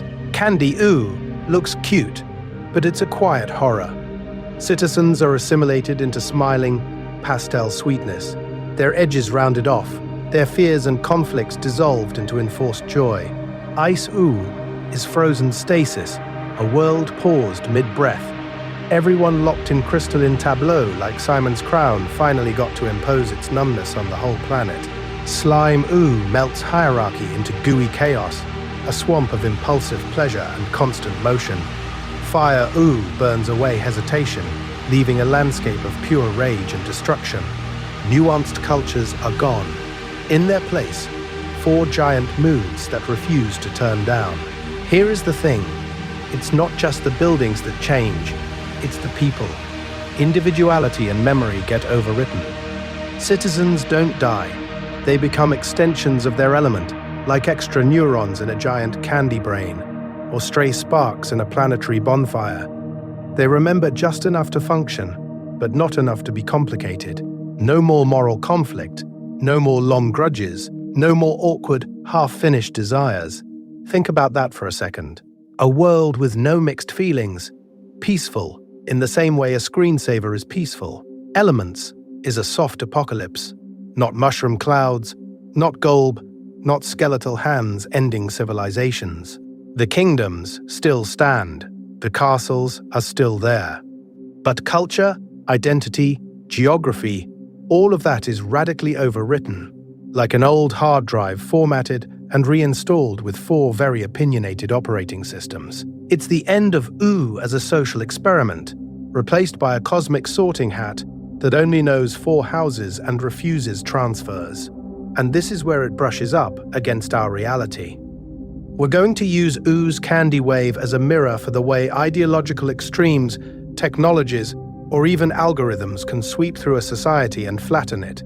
You've seen versions of this, right? A platform update, a new political orthodoxy, a sudden economic rule set. The buildings stay standing, but the conversations inside them change beyond recognition. In that specifically Adventure Time way, Elements whispers that civilizations don't just fall when they're smashed, they also fall when they're simplified. And as the elements recede and Ooh tries to remember itself, you can already feel the next cycle loading, somewhere off-screen, waiting for its turn to overwrite the map again. Resetting Ooh. After the element's storm passes, so when the elemental storm finally breaks, it doesn't feel like a clean sunrise. It feels like waking up from a very specific kind of dream, the kind where your house is your house, but every room has been swapped with a different universe. You recognize the layout, you don't recognize the furniture.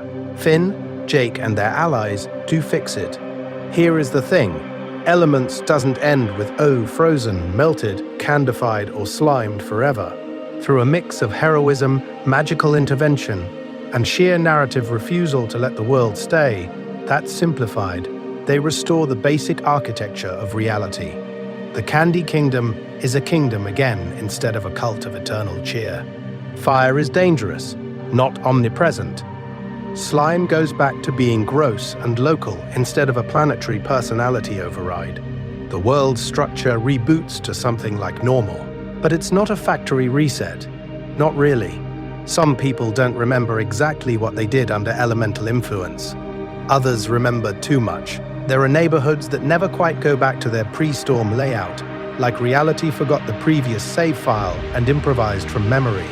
Relationships glitch. Imagine seeing your best friend and knowing, in your bones, that they once tried to absorb you into a candy hive mind, and also that they were technically not themselves when they did it. How do you file that emotionally? This is where the show quietly shifts from spectacle to aftermath. We're going to watch characters walk through their own psychological ruins. You can drain the magic out of an elemental curse in one big scene. You cannot drain the consequences out of people that fast. There are apologies that don't land. There are silences that do. The power that rewrote recedes, but the memory of being rewritten lingers like radiation in the soil after the Mushroom War. Think about that for a second. Is literally built on buried subway tunnels and blast craters. And now it's also built on buried alternate versions of its own personality. In that specifically Adventure Time way, the show is doing post-war reconstruction with candy colors and slime jokes. Buildings can be rebuilt. That's the easy part. You can patch a wall, replant a forest, hammer a throne room back into shape. But trust takes longer. Culture takes longer. The quiet knowledge that your king, your princess, your neighbor can be overwritten by cosmic rules they never agreed to. That changes how a civilization sleeps at night. Is this really over, or is it just intermission? And yet, is resilient. Existence keeps going. New routines form around old scars. The timeline doesn't snap, it bends, and then it keeps flowing. Somewhere, Marceline and Princess Bubblegum carry centuries of collapse and recovery in the way they look at each other.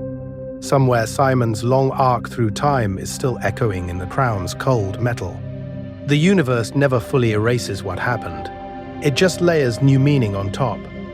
And far ahead, past the visible edge of this recovery, the planet is already drifting towards its next configuration. Shermie and Beth's distant is waiting.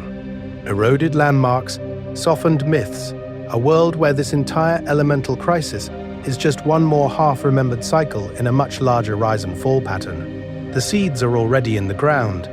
We just haven't watched them sprout yet. Because the real question isn't whether survives this reset. It's what kind of world wakes up after the next one. Little kingdoms within. Dungeons, villages, and micro-civilizations. And while Shermie and Beth are walking through the long afterglow of those cycles, back in the eras we actually see, is already rehearsing that rise and fall pattern on a much smaller stage. Little kingdoms inside the big kingdoms. Tiny civilizations tucked into corners of reality that Finn and Jake blow through in a single afternoon. They feel like side quests. But here is the thing. They're miniature models of the whole universe of Let's start with the dungeons. Every time Finn and Jake kick open a stone door, you're not just entering a combat encounter. You're entering a self-contained ecology. There are traps that have been resetting themselves for centuries, skeletons frozen in their last bad decision, and bizarre hierarchies where a single chest monster is, technically, the local warlord. The rules are clear inside each dungeon. This corridor means danger. That switch means shortcut. Treasure at the bottom, if you survive the descent. It's a tiny, cruel civilization built around the worship of loot and the expectation that someday an adventurer will arrive to disturb its fragile equilibrium. Think about that for a second. These dungeons are designed around the future presence of intruders. Their whole existence orbits someone else's desire. That's what a wish looks like when it hardens into architecture. And when Finn and Jake clear a dungeon, they don't just grab a sword and leave. They collapse a micro-society whose entire timeline has been waiting for them. Like knocking over a very elaborate line of dominoes because you wanted a new hat. Outside the stone corridors, you get the small villages and tribes that have adapted to Oo's warped reality in that specifically Adventure Time way. Tree-dwelling communities who treat the forest canopy as sacred ground because the surface is haunted by old-world ruins. Underground societies living in subway tunnels beneath the Candy Kingdom, where human advertisements have become half-remembered scripture. Tiny fire people eking out a living in the cracks of the Fire Kingdom's lava flows. Each group has its own customs, its own anxieties, its own local version of "the world used to be different," and they all mirror the bigger themes. Fear of outsiders, because outsiders bring change. Attempts at order, with village councils, weird initiation rituals, and extremely specific hat laws. The tension between tradition and change when some brave kid wants to climb out of the tunnel or talk to the candy people or invite a talking wolf to dinner. On the macro scale, that's the Candy Kingdom arguing about modernization. On the micro scale, it's a tree elder yelling that "we've always done it this way," while Finn is literally dangling from a branch nearby. Here is the pattern interrupt. Pull back for a moment. Imagine every one of these little societies as a snow globe on Prismo's coffee table at the center of time. Each dungeon, each village, each tribe, sealed in its own tiny universe. Finn and Jake walk through, shake the globe violently for 22 minutes, and then set it down again. The monsters reorganize. The villagers rewrite their legends. The traps slowly reset. And somewhere in the multiverse, a cosmic wishmaster glances over, watches the snow settle, and reaches for another pickle. We're going to see that same logic applied at planetary scale. Because if a single adventure can rewrite a dungeon's fate, one cosmic event can do the same to an entire kingdom. Death, rebirth, and the afterlives of civilizations. So the snow settles, the dungeon rests, the universe takes a breath. But in Adventure Time, rest is never just rest. It's a waiting room. A lobby between worlds. Because when individuals stop moving, when kingdoms stop rebuilding, the show quietly asks an unnerving question. What happens to a civilization when it finally actually dies? Let's start with the literal answer the show gives you. Ooh doesn't just have an afterlife. It has an entire multiverse of afterlives, stacked like cosmic apartment floors. There's the dead world, with death on his throne of bones and paperwork. There's the 50th Dead World, a higher, stranger layer where souls graduate to something more abstract.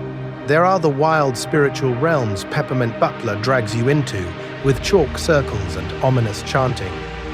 Death isn't a hooded mystery. He's middle management. Here is the thing. Those realms are not just about people. They are a metaphor for cultures. Just like a soul leaves a ghost, a civilization leaves residue. Old subway tunnels under the Candy Kingdom, broken screens in the Ice Kingdom, Mushroom War fallout baked into the soil of Oo's reality. Traditions, ruins, myths, these are the dead worlds of culture, still exerting power on the living timeline long after the original world is gone. Think about that for a second. When Finn and Jake wander through a ruined mall or an overgrown city, they're basically visiting the first dead world of humanity. They don't know the language. They don't know the brands. But the place still shapes their adventures, still pushes on their desires. The ghosts of the old world are architectural, technological, emotional. They haunt without having to moan in corridors. Characters like Death and Peppermint Butler make this explicit by turning the afterlife into a bureaucracy. Death keeps ledgers. He has rules. He negotiates with Peppermint Butler like a cosmic loan officer. Pep Butt is not just an occultist. He's an administrator of transitions, shuffling beings between planes the way a historian shuffles eras. He knows where the bodies are buried, and also which dimension they report to. And we're going to lean into a bigger idea. Maybe Ooh itself is an afterlife, not metaphorically, practically. The human universe ends in the Mushroom War, and what rises is a whimsical, magical continuation built on its remains. Candy people in old bunkers, princesses ruling over fractured technology, Simon wearing a crown that is literally a relic from before the fall, possessed by a different timeline's power. Ooh is what you get when a planet respawns with all the old save files still partially loaded. In that specifically Adventure Time way, even this afterlife has its own afterlives. Far in the future, Shermie and Beth walk through Ooh the way Finn and Jake walked through human ruins. They climb a weathered fin-sword statue. They treat ancient artifacts like curiosities, not commandments. For them, the Candy Kingdom is a rumor. Marceline is a legend. The great empires of Ooh are just background radiation. They are surrounded by ghosts they don't fully recognize, and somewhere beyond them, beyond their own age of quiet ruins, another civilization is already waiting for its turn to wake up, burn bright, and join the dead worlds of history. The slow erosion of Ooh time-lapse to the era of Shermie and Beth, so we pull the camera back from those ghosts, and we let time start to move again, not in seasons, not in episodes, in geological time. In the slow, patient breathing of a planet that has watched empires bloom and evaporate like morning fog. Let's start in the era of Shermie and Beth, because that's where the show quietly drops us, like a coin into a very old wishing well. The first thing you notice is how familiar everything is, and how wrong. There is a tree on a hill that you recognize in your bones, but its trunk is twisted, hollowed, gnawed at by centuries of wind. The grassy plains around it are not empty. They're full of ruins pretending to be hills, foundations pretending to be random rocks. The Candy Kingdom is gone as a political entity, but it's still present as geology. You can imagine layers of pink and pastel candycrete crumbling into chalky sediment. Peppermint buttresses worn down into rounded, almost natural formations. Here is the thing. Princess Bubblegum's empire does not end with a bang. It erodes until it looks like a weird mineral deposit that some future geologist will mislabel on a map. The Fire Kingdom? Maybe it burned itself out, its magma chambers cooling into black glass and red stone. Maybe it migrated, following new vents as the planet's crust shifted. In Shermie and Beth's time, you can almost feel the absence of that aggressive heat, replaced by the occasional fumarole, a lonely puff of smoke, where a kingdom used to argue about succession and lava decor. Think about that for a second. All that drama, all that power, reduced to an interesting rock you step over on a hike.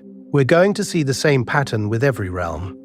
The Ice Kingdom collapses, not just because crowns and comets have their own timelines, but because ice itself is temporary. Glaciers retreat, spires slump. What used to be the center of time for Simon's personal tragedy becomes a series of oddly symmetrical cliffs, maybe a cave where a future kid stores snacks.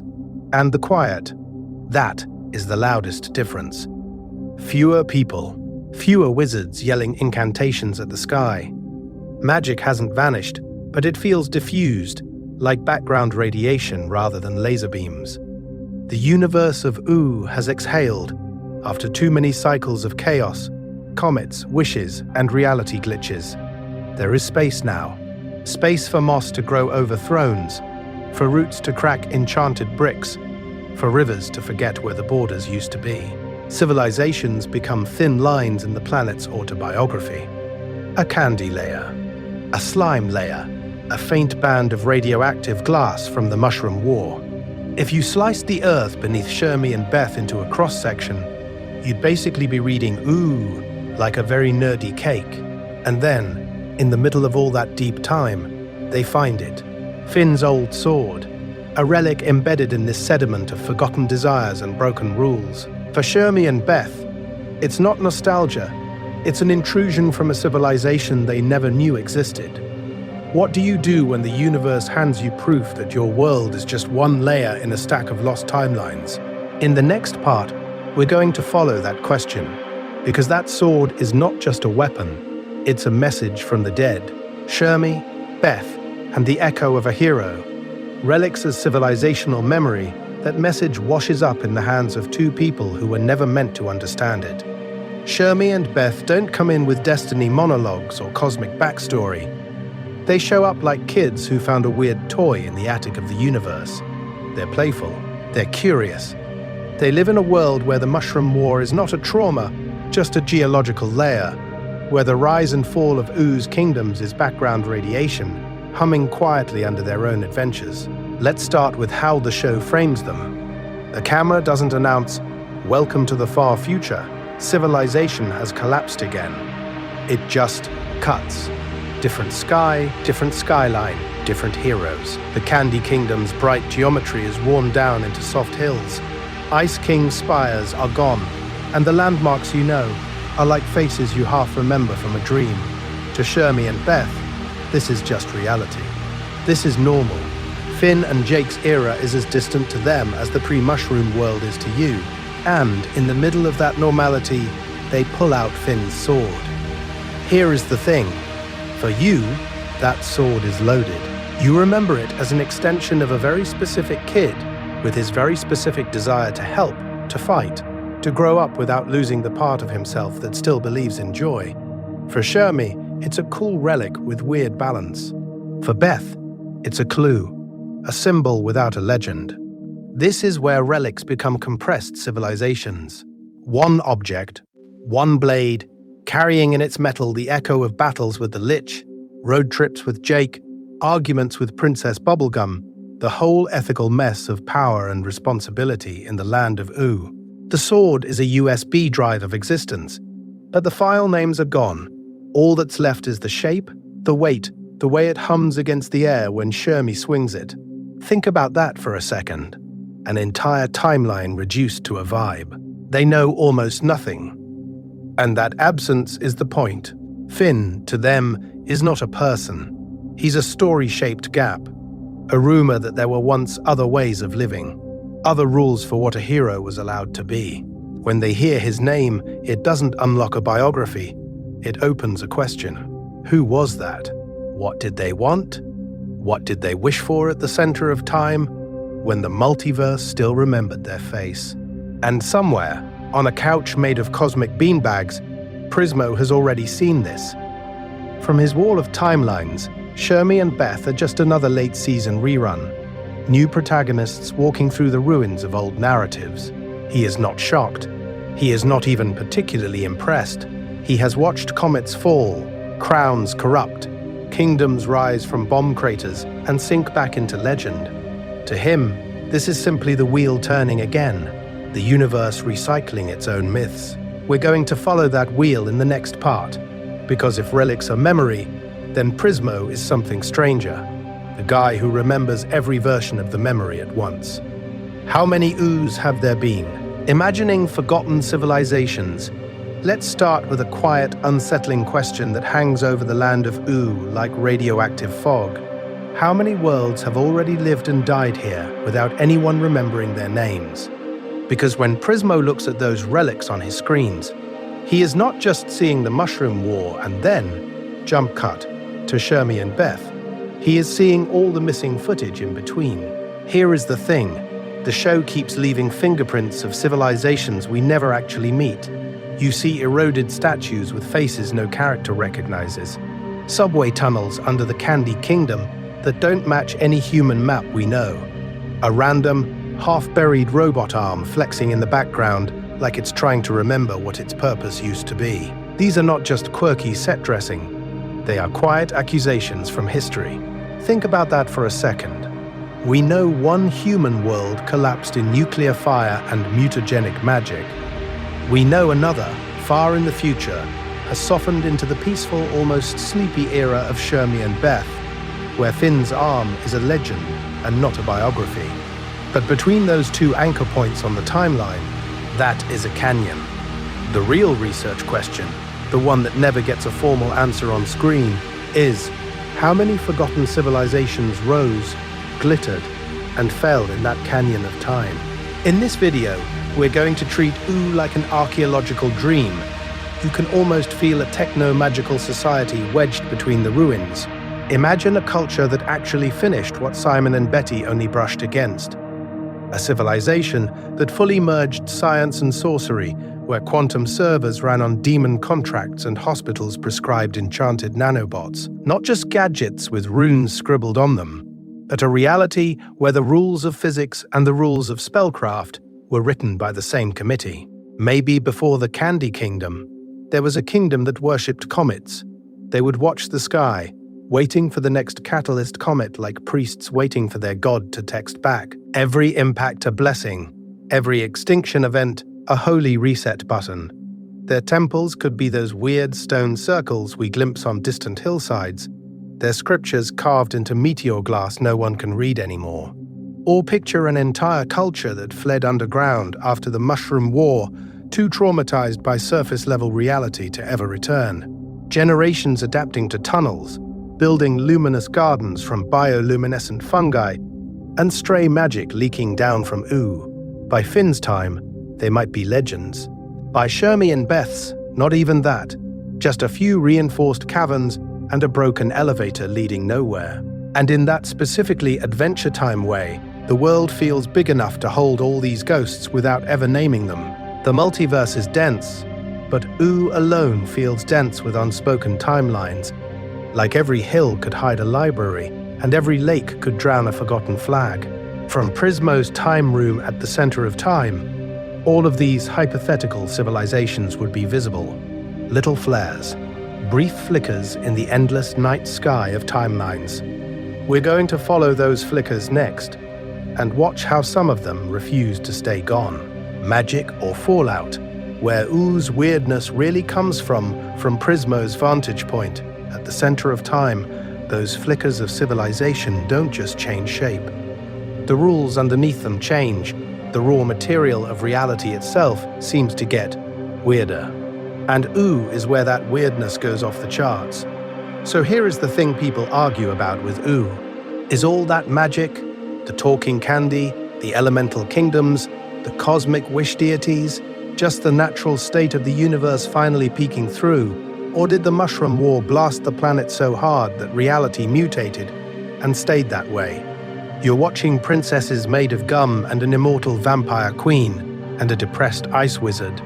And the question hiding under all of that is, did the universe always want to look like this?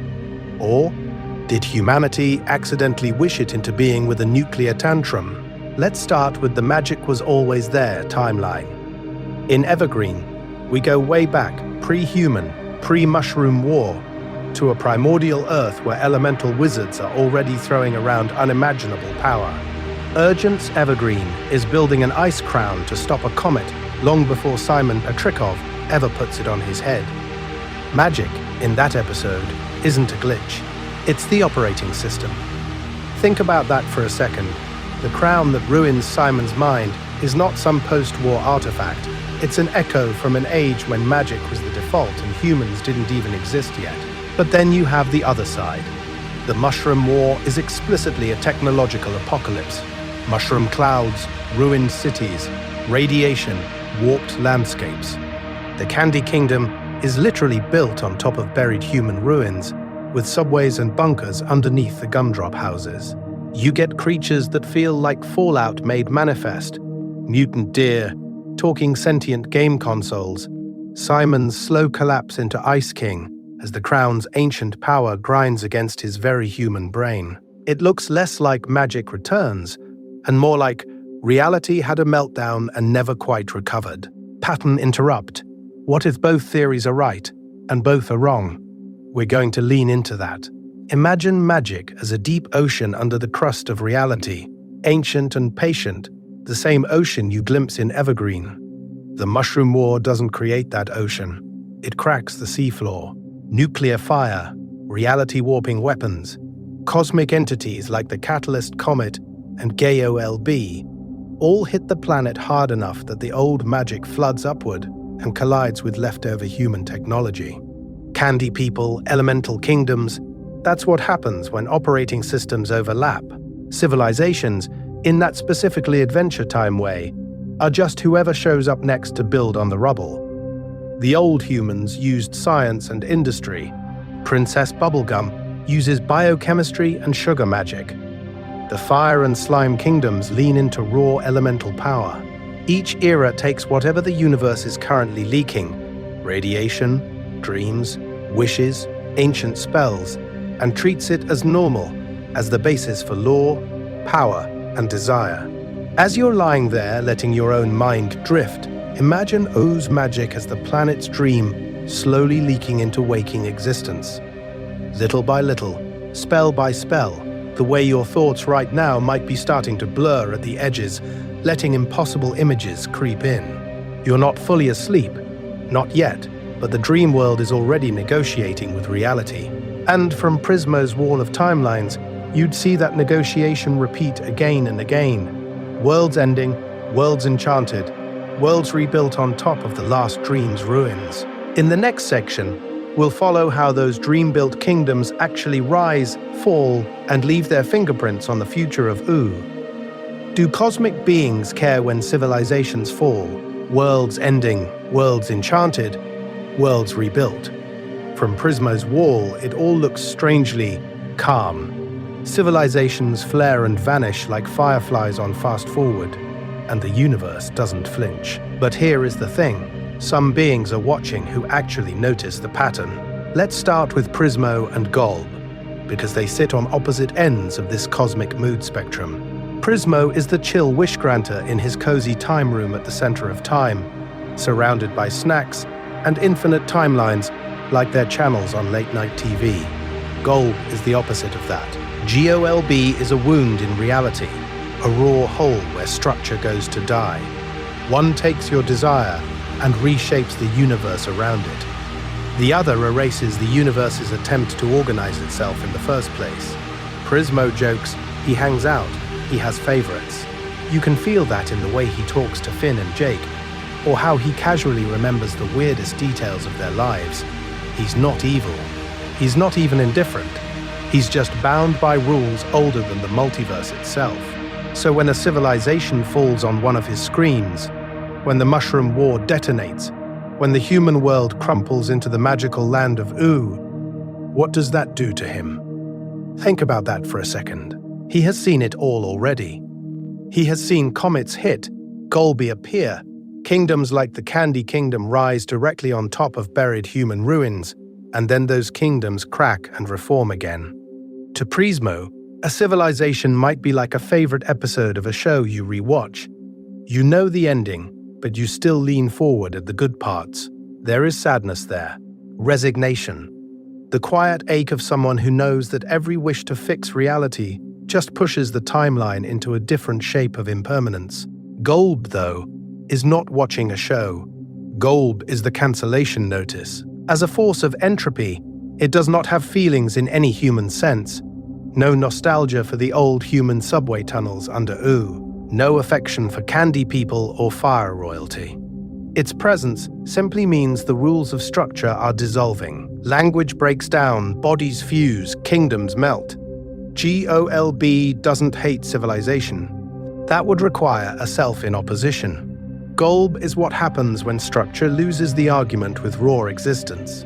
And from way out there, our own civilizations might look similar. Brief, interesting arrangements of matter and desire in a much larger flow of time. Empires as flickers, cities as pixels, your whole era as a single frame on one of Prismo's walls. But in that specifically Adventure Time way, the show refuses to stop there, because inside those frames, Finn mourns when kingdoms fall. Marceline carries the trauma of the Mushroom War for 1,000 years. Princess Bubblegum builds and rebuilds, terrified of losing her people again. Cosmic beings may not grieve the way we do. Individual hearts absolutely do. And in the next section, we're going to follow those hearts into the ruins themselves, down into the buried trains, the forgotten bunkers, and the quiet future of Shermie and Beth, where the end of one world is quietly already the beginning of another. Adventure Time's quiet apocalypse aesthetic. Cozy at the end of the world, so when we follow those hearts down into the ruins, what we find isn't a grey wasteland, it's a playground. The end of the world in Adventure Time looks weirdly huggable. Bright sherbet skies, bubblegum pink towers, soft round clouds drifting over the skeletons of shopping malls and train lines. The apocalypse is right there in the background, but it's been outlined in thick black lines and filled in like a children's book. Let's start with the way Ooo looks. Candy people are literal gumdrops and marshmallows wobbling through subway tunnels that used to carry commuters. Finn's hat is a soft, rounded animal hood. Jake is a stretchy yellow noodle of a dog. Even the monsters tend to be circular, squishy, almost plush. And behind them, if you squint, you can see the old human reality. A buried train car, a rusted stop sign, the shadow of the mushroom wall baked into the landscape like a watermark. Think about that for a second. Nuclear fire, rendered as pastel scenery. Here is the thing. Visually, Adventure Time declaws the apocalypse without denying it. The ruins are there. The comets still fall. GOLB still waits somewhere in the multiverse like a cosmic ulcer. But the palette says, you're safe. You can look at this. It's the same planet that watched human civilization collapse, now wearing a soft candy coat. Not as denial, but as a kind of emotional insulation. And then there's the humor. The show will introduce an existential horror, and then immediately have someone sing a little song about making sandwiches. The Lich wants to erase all life from existence. Tree Trunks is off in the background baking pies and marrying an eldritch crystal alien. That's not random. That is a deliberate choice to wrap terror in absurdity. Jokes, songs, and non sequiturs act like emotional airbags, cushioning you from the impact of how dark the timeline actually is. The emotional tone follows the same rule. The series acknowledges loss, Simon wandering through the snow with the crown, Marceline singing about when I was a little girl, but it doesn't linger in despair. It keeps moving. Someone cries, then someone makes a face, then someone offers a hug, and time flows on. It feels like a bedtime story that admits the monsters are real, but also insists that there will still be breakfast in the morning. In this video, we're doing a quiet version of that same spell. We're going to talk about civilizational collapse, comets, and the death of worlds, but we're treating it like a soft, slow tour through a museum after hours. No jump scares, no adrenaline, just the gentle awareness that even when one universe ends, another timeline is already beginning somewhere else. So you're allowed to lean into that. You don't have to catch every detail of who rose and who fell, or which kingdom built itself on which forgotten bunker. You can let Oo's cycles of power and ruin blur into a background hum while you drift. If you fall asleep while we're still in the Candy Kingdom's ruins, that's fine. The story will keep going without you, the way time always does, and when we reach the far future of Shermie and Beth, you might already be dreaming your own quiet apocalypse. Cycles within cycles, personal growth as micro-civilization, and while Shermie and Beth wander through the echoes of civilizations you'll never fully see, the show quietly does something smaller and stranger. It zooms in. It treats a single lifespan like its own rise and fall, like a tiny candy kingdom built out of memories and bad decisions, and one very specific hat. Here is the thing. Adventure Time doesn't just show you empires collapsing in the distance. It shows you Finn growing up like a micro-civilization in real time. Let's start with Finn's early years, the childlike hero era. The rules are simple.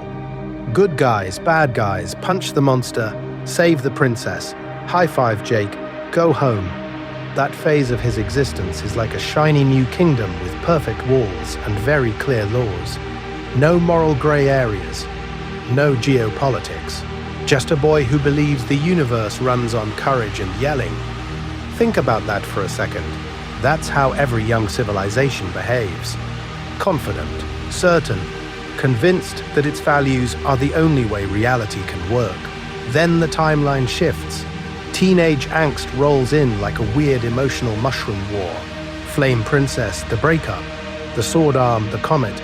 The weight of knowing that sometimes you can't fix a problem with a wish or a punch. His inner world doesn't just change. It collapses and rebuilds. The rules get rewritten. Suddenly, this kingdom has complicated trade agreements with pain and regret. There are ruins under the new buildings. Old beliefs buried, but still there, humming.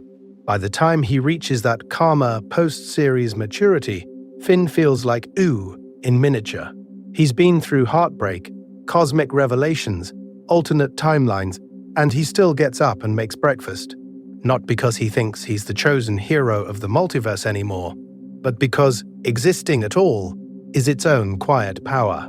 The boy who once treated reality like an arcade game becomes someone who can sit with sadness, accept limits, and still choose to help. That's a whole new civilization built on the rubble of the old one. Princess Bubblegum goes through the same arc, but from the other side of the castle wall. Early PB is authoritarian stability in a lab coat. She is the monarchy as control system, the center of time in a pink hoodie, trying to regulate every variable so her people never have to face chaos. She revives dead candy citizens, surveils, calculates, and treats her kingdom and herself like an experiment that must never fail. We're going to watch that micro-empire soften. With Marceline, PB moves from ruling through fear and contingency plans to something messier, relational trust. She lets someone see the ruins under her own Candy Kingdom facade. She admits she's scared, that her desire for order came from very old wounds. It's like seeing a fortified city decide to open the gates, not because the threats are gone, but because permanent lockdown is its own apocalypse. Adventure Time keeps repeating this idea. Inner lives are cities. They can be destroyed, rebuilt, gentrified, abandoned. You see it in Ice King becoming Simon again, in Marceline's childhood flashbacks, in BMO's bizarre self-contained adventures that feel like a pocket universe with its own municipal laws. The old structures never fully disappear, they just get built over, like Candy Kingdom sitting on human subway tunnels. Here is the quiet pattern interrupt. This isn't just about them. It's about you, lying there, maybe replaying old eras of your own existence. The kid phase with its clear rules. The collapse. The reconstruction. How many different kingdoms have ruled your inner world already? How many beliefs rose like castles and then fell out of use, but still shape the streets you walk in your mind? You don't have to map it all tonight. Your personal multiverse of selves, all those timelines of who you were and who you might become, does not need a census before sleep. You can let those inner kingdoms drift past, like distant cities seen from a slow train, their lights blurring as time pulls you forward. In that specifically Adventure Time way, your rise and fall is just one more story in a much larger history, and for now, you're allowed to let that history fade into dreams. The sandwich, the farm, and the sword. Small wishes, big timelines. And drifting with those inner kingdoms, you eventually bump into something very small and very stupidly important. A sandwich. Not a metaphorical one. Jake's perfect, mathematically ideal, dimensionally seasoned sandwich, brought into existence by the same cosmic machinery that can erase civilizations. Let's start with that. Jake walks into the center of time with access to infinite power, looks around at the multiverse on Prismo's walls, and uses his one lifetime wish on lunch. No new empire, no timeline reset, just bread, meat, and an attitude. And here is the thing, the universe does not flinch. The same rules spool up. The same wish fulfillment engine hums to life. A wish is a wish. Prismo doesn't treat it like an insult to reality. He leans into it. He helps optimize the toppings. He is a cosmic being collaborating on a deli order. Think about that for a second. The same entity who will later manage the Lich's extinction wish and Finn's apocalyptic rewrites is in this moment basically a chill line cook at the edge of existence. That's Adventure Time's scale game. The trivial and the epical share a doorway. Then you put that beside Finn. Finn walks in with a wish that accidentally births Farm World, an entire alternate timeline where the Mushroom War's fallout plays out differently, where human civilization limps on in bunkers and frozen cities. One sentence from a sad teenager, and suddenly there are new governments, new ruins, new quiet tragedies unspooling in parallel to Ooh. A boy asks for one change, and an entire reality has to live with it. Later, Finn wishes to undo the Lich's destruction, to rewind the universe away from extinction. Same time room, same Prismo, same cosmic rules. But instead of mustard versus no mustard, we're talking about whether existence continues at all. And the show frames both events with the same visual language. Prismo lounging, screens flickering, the wish sliding into the machinery of time, like a coin into a very relaxed cosmic vending machine. We're going to linger on that contrast because it quietly explains how Adventure Time thinks about power. The universe doesn't care if you ask for a sandwich or a civilization. It cares that you asked clearly. It cares that the rules are followed. Prismo's laid-back attitude is the punchline and the philosophy. Your sense of importance is local. The multiverse just logs another outcome. So Jake's sandwich sits in the same metaphysical category as Farm World, as the Lich's near victory, as Shermie and Beth wandering through the long-faded echoes of Ooh. Just different branches, different flavors of desire. You, half asleep, might feel the same way about your own wishes. Some tiny, some catastrophic, all filed in the same cosmic drawer. And yet, the show keeps hinting that what really matters isn't the size of the ripple, but the feeling that launched it. A craving, a fear, a love. The emotional truth under the words. In that specifically Adventure Time way, the sandwich and the saved universe are secretly about the same hunger. In a moment, we're going to follow that hunger back to Prismo himself and what he finally dares to wish for. Rule synthesis, what Adventure Time teaches about how worlds change. So here is the thing, that hunger you feel under every wish, every war, every quiet moment in Ooh. The show keeps turning it into a pattern. Comets streak in like cosmic reset buttons, weird divine patch notes for the universe. Magic and technology sit there as tools on the table. Crowns, nukes, gems, data archives, waiting for someone with a desire strong enough to pick them up. And then one person makes a choice, and an entire timeline tilts. Let's start with the Mushroom War. One human civilization, armed with impossible power, pushes technology until it tears reality open. The world ends in a flash, but it doesn't really. It mutates. Out of the irradiated bones you get the land of Ooh, you get candy people and talking vampires. You get Princess Bubblegum literally building a new kingdom on top of buried subways and bunkers. Nothing is permanent, not even an apocalypse. That becomes the first rule you can feel humming under Adventure Time's history. No era gets to last forever, but no era vanishes completely either. Every age leaves traces, human ruins under the Candy Kingdom. Simon's crown, a relic from before the fall, rewriting his mind until Ice King is walking, babbling evidence of a dead world.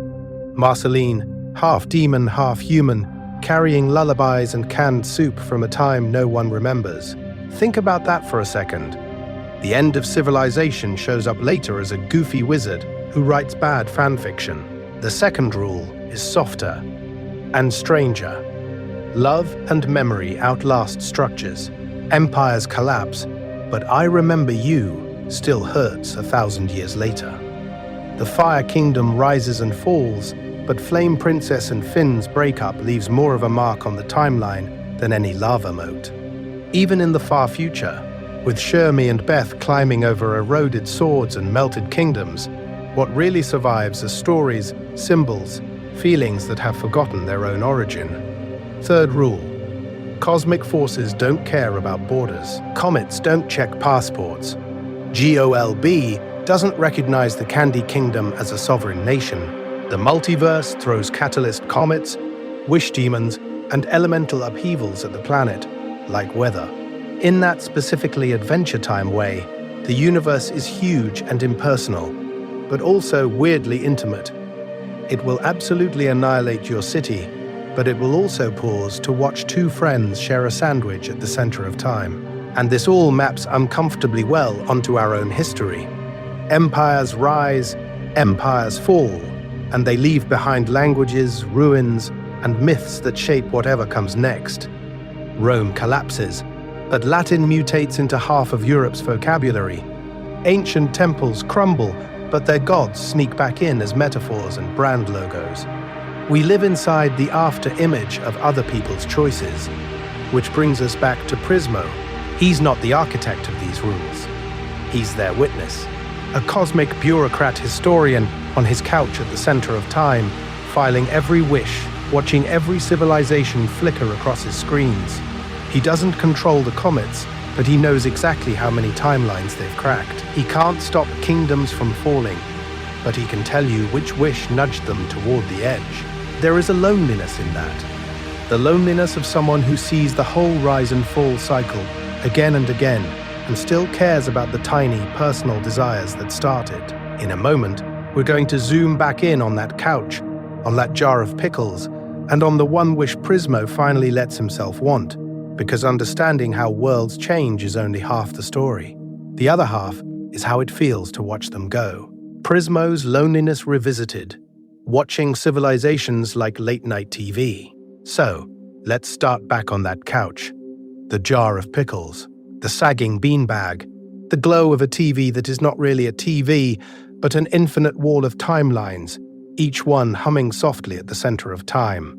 Empty snack bowls are stacked like little monuments to nights that never ended, because for Prismo, there is no night and no morning, just an endless late-night channel served through existence. Here is the thing.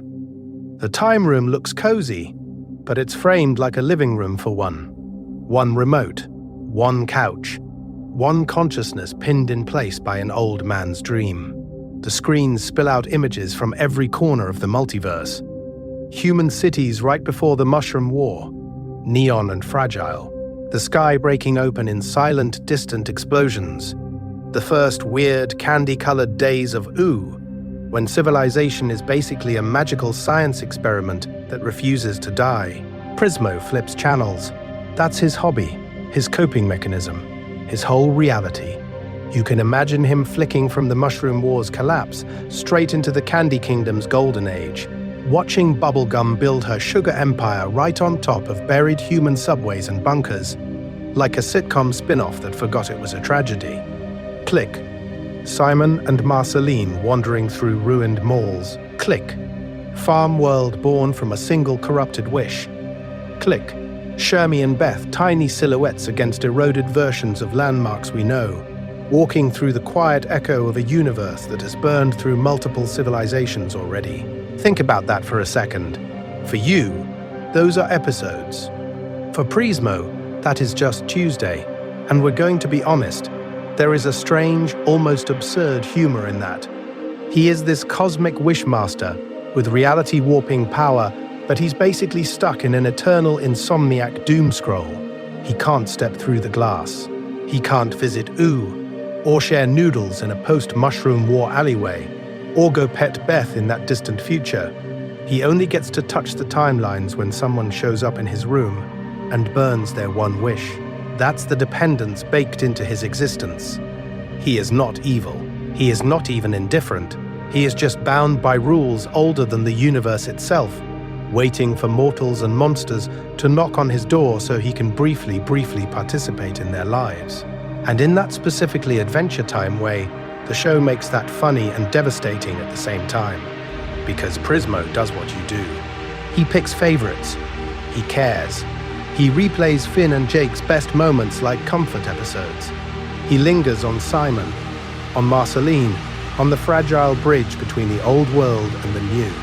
There is sadness there, resignation, the exhaustion of someone who knows every era is limited series television. It will end, no matter how much you love the characters. And when it ends, he stays. As long as the old man keeps dreaming, Prismo remains on that couch, a permanent late-night audience to the rise and fall of entire civilizations. As you drift toward sleep, you're about to do a tiny version of the same thing. Your eyes close, but inside, whole scenes start playing. Memories, fears, little wish fulfillment fantasies your brain quietly directs. You watch them, but you can't fully step into them or keep them from dissolving. You become the observer of your own inner multiverse. In a moment, We're going to follow one of Prismo's favorite episodes all the way through, tracking a single civilization from its fragile beginning to its quiet, inevitable fade, while you, hopefully, fade out with it. Existential soft landing. Being real in a world that keeps ending. So let's do that. Let's actually follow one of those episodes Prismo loves, but in slow motion, like you're watching it through half-closed eyes. Not the rise and fall of one kingdom, but the rise and fall of what it even means to be real when the universe keeps wiping the slate and drawing something new on the same old page. Here is the thing. Prismo is a dream. That's not metaphor, that's literal ontology.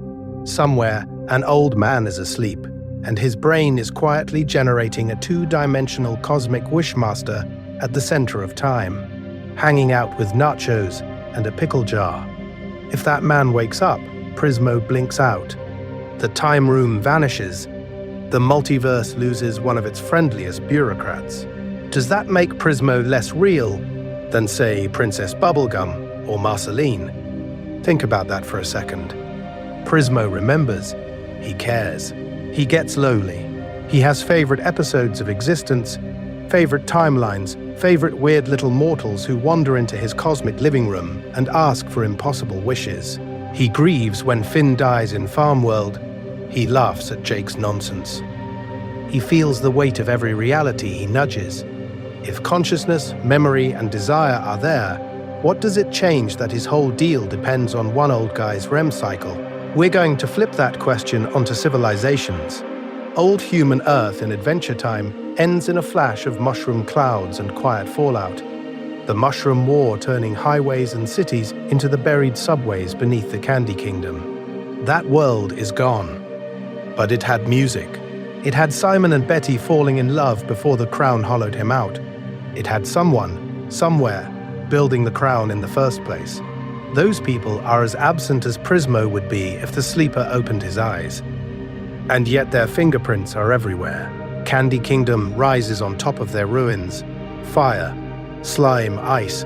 All these kingdoms bloom out of catastrophe like weird magical coral. They fight. They make treaties.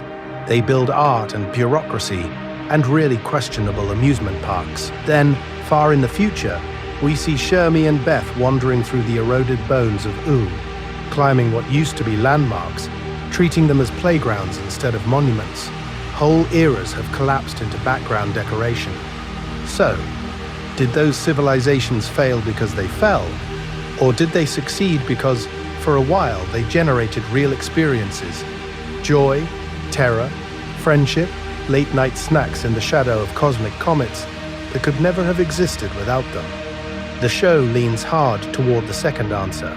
Reality, in that specifically Adventure Time way, is measured less in duration and more in density. A brief kingdom can be deeply real. A dream being can be deeply real. A single night where you and a friend sit on a broken billboard, watching the sky over ruined Ooh, can carry more existential power than 1,000 years of perfectly stable empire. And that folds back to you, lying there with your own tiny civilization humming in your head. Your to-do lists, your anxieties, your habits and routines, that little empire of I have to keep it all going you run every day. You are not at the center of time, but you are at the center of your timeline. You grant yourself wishes constantly. One more scroll, one more task, one more worry to keep the system spinning. For tonight, you're allowed to do what the universe keeps doing on the large scale. Let it fall. Let this day's civilization dissolve. The emails can be ruins. The obligations can become distant. Future archaeology.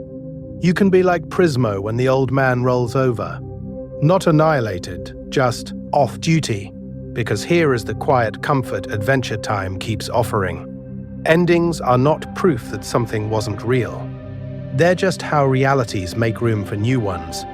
Moments of connection, even tiny, even strange, are the measure of existence, not how long the structure around them lasts.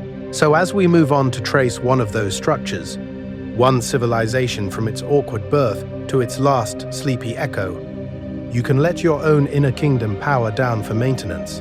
The universe will keep revising itself without your supervision. You can drift, while the timelines rearrange themselves off-screen. From mushroom clouds to quiet fields, the full arc of Adventure Time's world, so while your own inner kingdom powers down, Oo's history quietly powers up in the background, like a projector starting a very long, very sleepy movie. We're going to let it play from mushroom clouds to quiet fields, not as a quiz you have to pass, but as a gentle panorama you can drift across and forget. Let's start before Ooh even has a name. There are ancient wizards and artifacts, comets falling out of the sky, strange cosmic visitors brushing against the planet, and then vanishing back into the multiverse. Human civilization rises on top of all that buried magic, convinced that its cities and satellites are the main story. And then the mushroom war hits. A flash, a cloud, a wish for victory with consequences no one really calculated. Think about that for a second. An entire reality, confident and loud, reduced to ruins that will eventually sit under a candy kingdom. In the ashes, you get Simon and Marceline. One man, one child, wandering through supermarkets turned mausoleums, playgrounds turned graveyards, his mind slowly corroded by a crown that predates the fall. This is civilization as bedtime story gone wrong. He has the power to rewrite his own mind, and can't use it safely. There is love there. There is terror. There is a future princess of vampires learning to survive in a world that hasn't decided what it wants to be yet. Then Ooh blooms. Candy towers sprout over subway tunnels. Fire, slime, and ice carve themselves into kingdoms and declare new rules for existence. Princess Bubblegum builds an empire out of sugar and science, a pastel Rome on top of forgotten bunkers. Finn and Jake grow up in that era, assuming, as every hero does, that their timeline is the real one, the center of time. Their quests, their dungeons, their wars with the Lich feel like the climax of the universe. And here is the thing. For them, it is. But the camera keeps pulling back. Elemental magic reshuffles the map. Whole biomes blink in and out. Prismo lounges in his time room, alone with his pickle jar and his wall of timelines, watching each civilization flare and cool like embers in a cosmic fireplace. He grants a wish. A universe tilts. He watches a kingdom fall. Another one, made of candy or crystal or sentient slime, quietly takes its place. Eventually, we slip past them too, into that distant future where Shermie and Beth wandered gentle hills that used to be battlegrounds. The tree fort is a monument now. The old empires are rumors. Their adventures are smaller, softer, like the echo of a song you half remember from another life. Each age believed it was the book. From here, you can see they're just chapters. You do not have to hold it all. You can let the names blur, let the timelines smear together into a single slow breath of rise and fall. The comfort is that you're watching from outside the glass, safe while realities burn and regrow behind it. And as we move toward the end of this long bedtime story, toward one last tilt of the camera even further back, there is one more layer to peel away, one more perspective that makes even Ooh feel small. Why this matters while you sleep. Civilization, comfort, and letting go. So let's follow that zoom out one step further and bring it all the way back to you, in your room, in this small slice of time. Civilizations are collapsing in Ooh, comets are carving the planet, GOLB is chewing on reality in the background, and you are lying here, at the end of a very ordinary human day. Think about that for a second. The scale is different, but the pattern is the same. Here is the thing. Every day you live is its own tiny mushroom war and candy kingdom. Morning rises like a new empire, full of plans and schedules and the illusion that you're in control. Afternoon is peak power, the candy kingdom at its brightest, Princess Bubblegum with a clipboard and a vision. And then evening comes, and the borders fray, and the meetings blur, and the grand civilization of today starts to fall apart into quiet ruins and unread notifications. By midnight, this whole little universe has already become archaeology. We're going to call sleep a gentle apocalypse, not a Golb-style, teeth-in-the-sky apocalypse. More like the soft version Marceline remembers, when the malls are empty and the snow is falling and Simon is humming to himself in a broken subway station. When you fall asleep, the structures of the day dissolve, the towers of tasks, the kingdoms of messages, the empires of worry. They all lose their power, the way the old human world slid under the Candy Kingdom, turning into tunnels and relics and background lore. In dreams, your mind rebuilds. New kingdoms rise in that private multiverse behind your eyelids. Logic gets Adventure Time rules. Time folds. Characters from different eras of your existence bump into each other in the same room, like Shermie and Beth wandering through the bones of Finn and Jake's adventures. It doesn't have to make sense. It just has to move. And just as Ooh survives comets, wars, and timeline resets, you are allowed to let this particular day end. You don't have to solve every problem before you sleep. You are not Princess Bubblegum trying to defend the Candy Kingdom from the Lich with a whiteboard and a 12-step plan. You are closer to Prismo on his couch at the center of time, watching timelines roll past, knowing he can't fix everything, but still putting on a movie and eating a pickle. So let the thoughts go. Let them fall like minor kingdoms in a throwaway background gag. Some will rebuild tomorrow. Some won't. That's fine. Existence has room for many timelines, and you only have to live in one at a time. In that specifically Adventure Time way, the whole show becomes a lullaby about this. A universe that admits chaos and loss and literal extinction events, but always circles back to friendship, to love, to weird little jokes about hot dogs and sentient sandwiches. It says, yes, everything ends. And also, yes, there will be another beginning. And it might be candy. In this video, we've walked through rises and falls on a cosmic scale, but right now the only rise and fall that matters is your breathing. There's one more gentle nudge coming, one last step back from the universe of Ooh to the tiny timeline of your pillow. And if you drift off before we get there, that's okay. That just means this civilization of being awake collapsed right on schedule. A gentle thanks from the time room, soft outro and sleepy CTA, so as this little civilization of being awake crumbles on schedule, we're going to do something very gentle. We're just going to walk around in the ruins for a minute, pick up a few quiet pieces, and then set them down again. Here is the thing. Whether you made it through every rise and fall of Ooh's history, traced every timeline and comet and kingdom with us, or you fell asleep somewhere back in the Mushroom Wall, you still made the journey. You pressed play. You let this universe drift through your room for a while.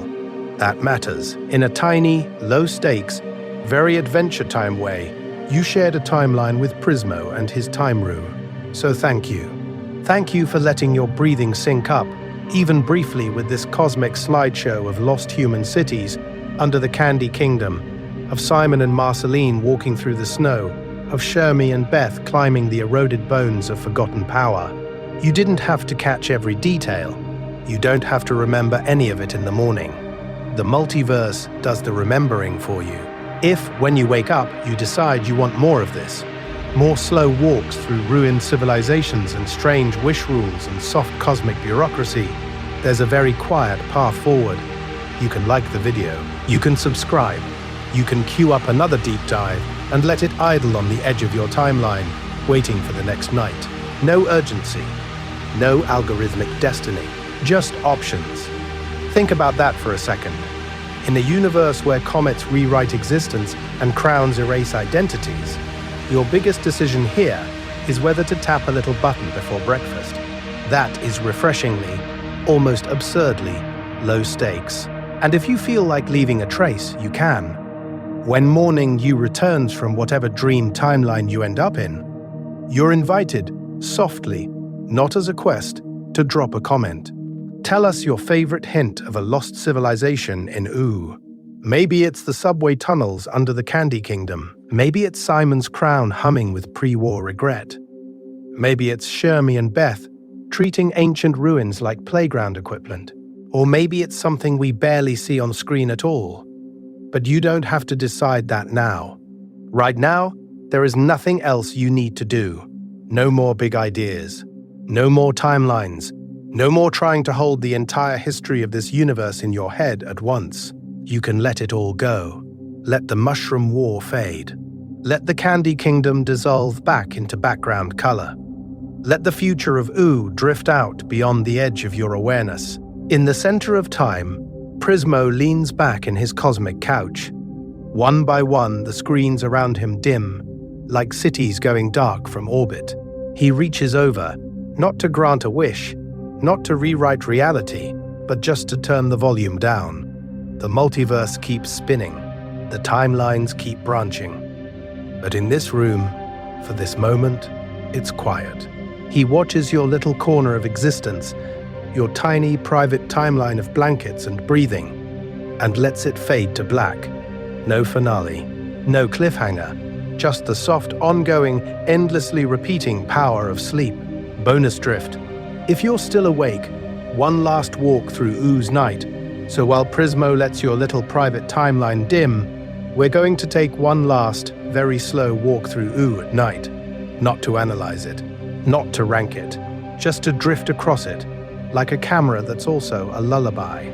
Let's start in the Candy Kingdom, long after curfew, when even the guards are half asleep and the Jellybean citizens are face down in their own pillows. The streets are empty.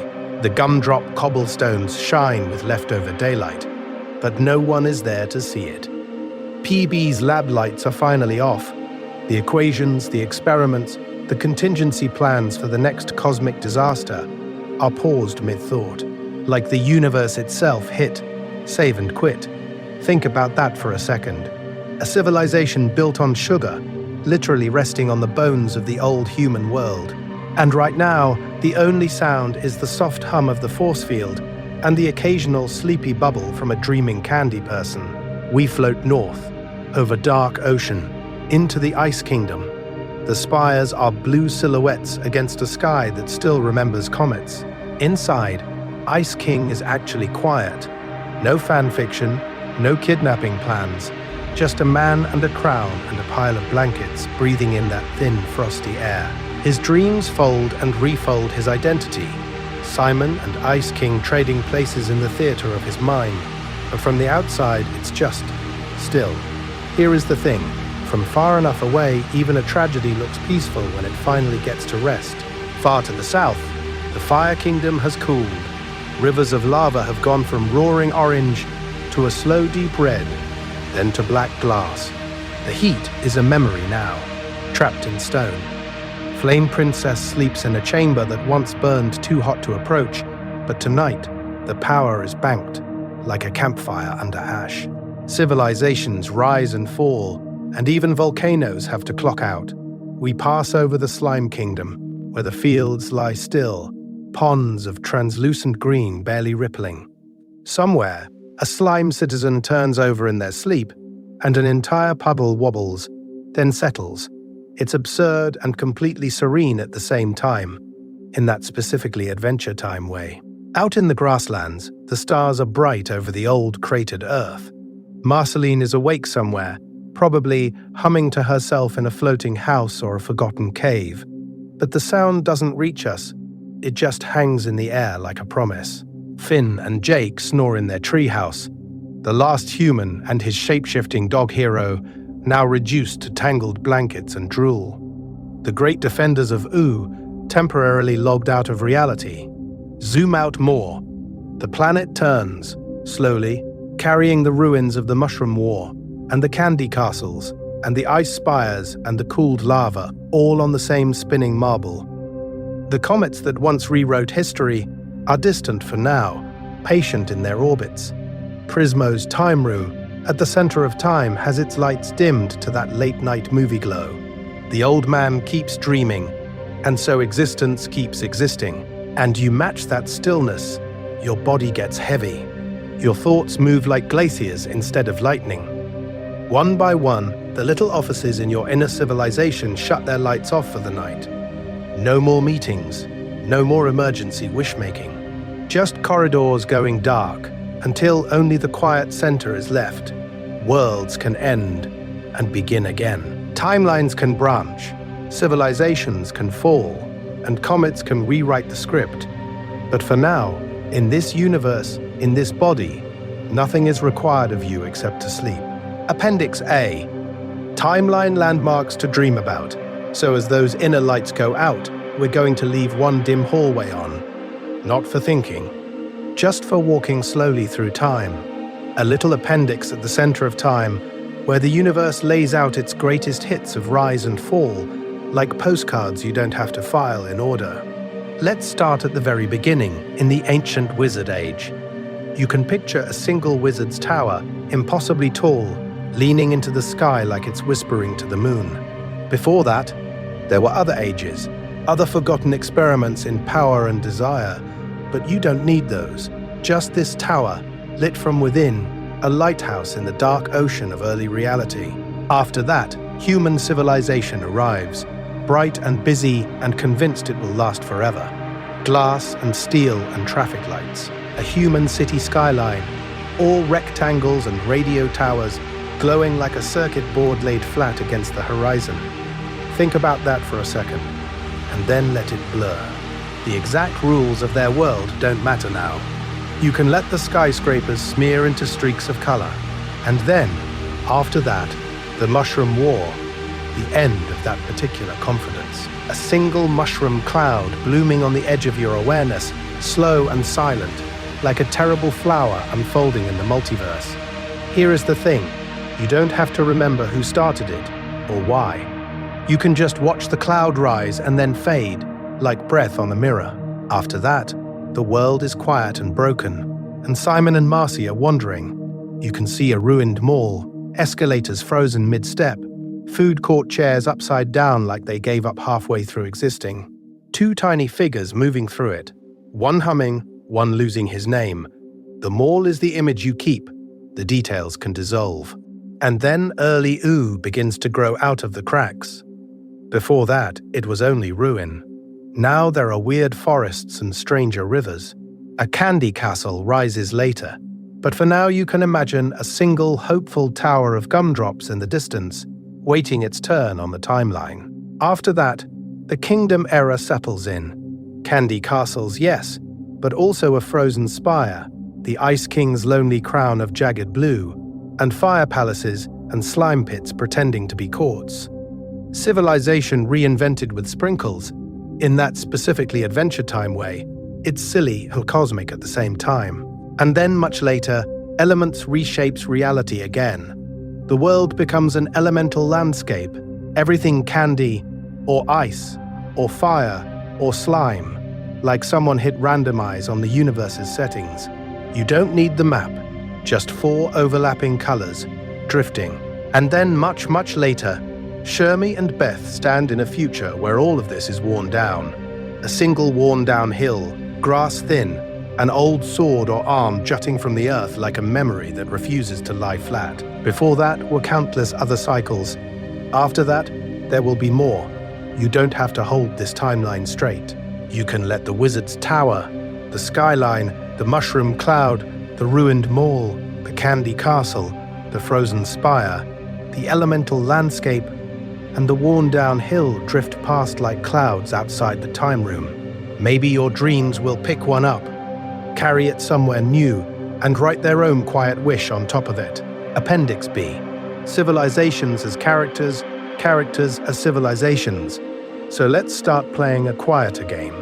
You've watched cities rise and fall. Now you let them shrink, fold, and walk around as people. We're going to take a few of the big civilizations of Ooh and let them put on faces, voices, and nervous little habits, so your brain has something soft and strange to drift around while you fall asleep. Princess Bubblegum is the Candy Kingdom, not just its ruler, its nervous system. She is rational, controlling, sweet on the surface, and quietly terrified underneath. Think about that for a second. A literal candy monarch, made of sugar, running a surveillance state over bubblegum cottages and gumdrop citizens, because she remembers what it means when civilizations collapse. She builds gumball guardians, grows backup bodies, hides bunkers under those pastel streets. She smiles. She hosts parties. She also keeps doomsday weapons in the basement, like you might keep old board games. Here is the thing. Her niceness is urban planning, diplomacy, and mutually assured desert. Marceline is the human world that came before the mushroom cloud. Bruised, musical, half feral, half tender. She carries old scars and old songs from the ruined malls and subway tunnels buried under ooh. When she plays bass in a cave, that's an entire dead timeline humming through the amp. She remembers Simon as a man before the crown, remembers canned soup and bomb shelters, and the slow, weird end of normal. She is not a museum. She is a walking, improvising archive, remixing pre-war existence into post-apocalyptic lullabies. In that specifically Adventure Time way, she is both the wound and the playlist you make about the wound. Ice King Simon is the ancient wizard age, trapped in his own artifact.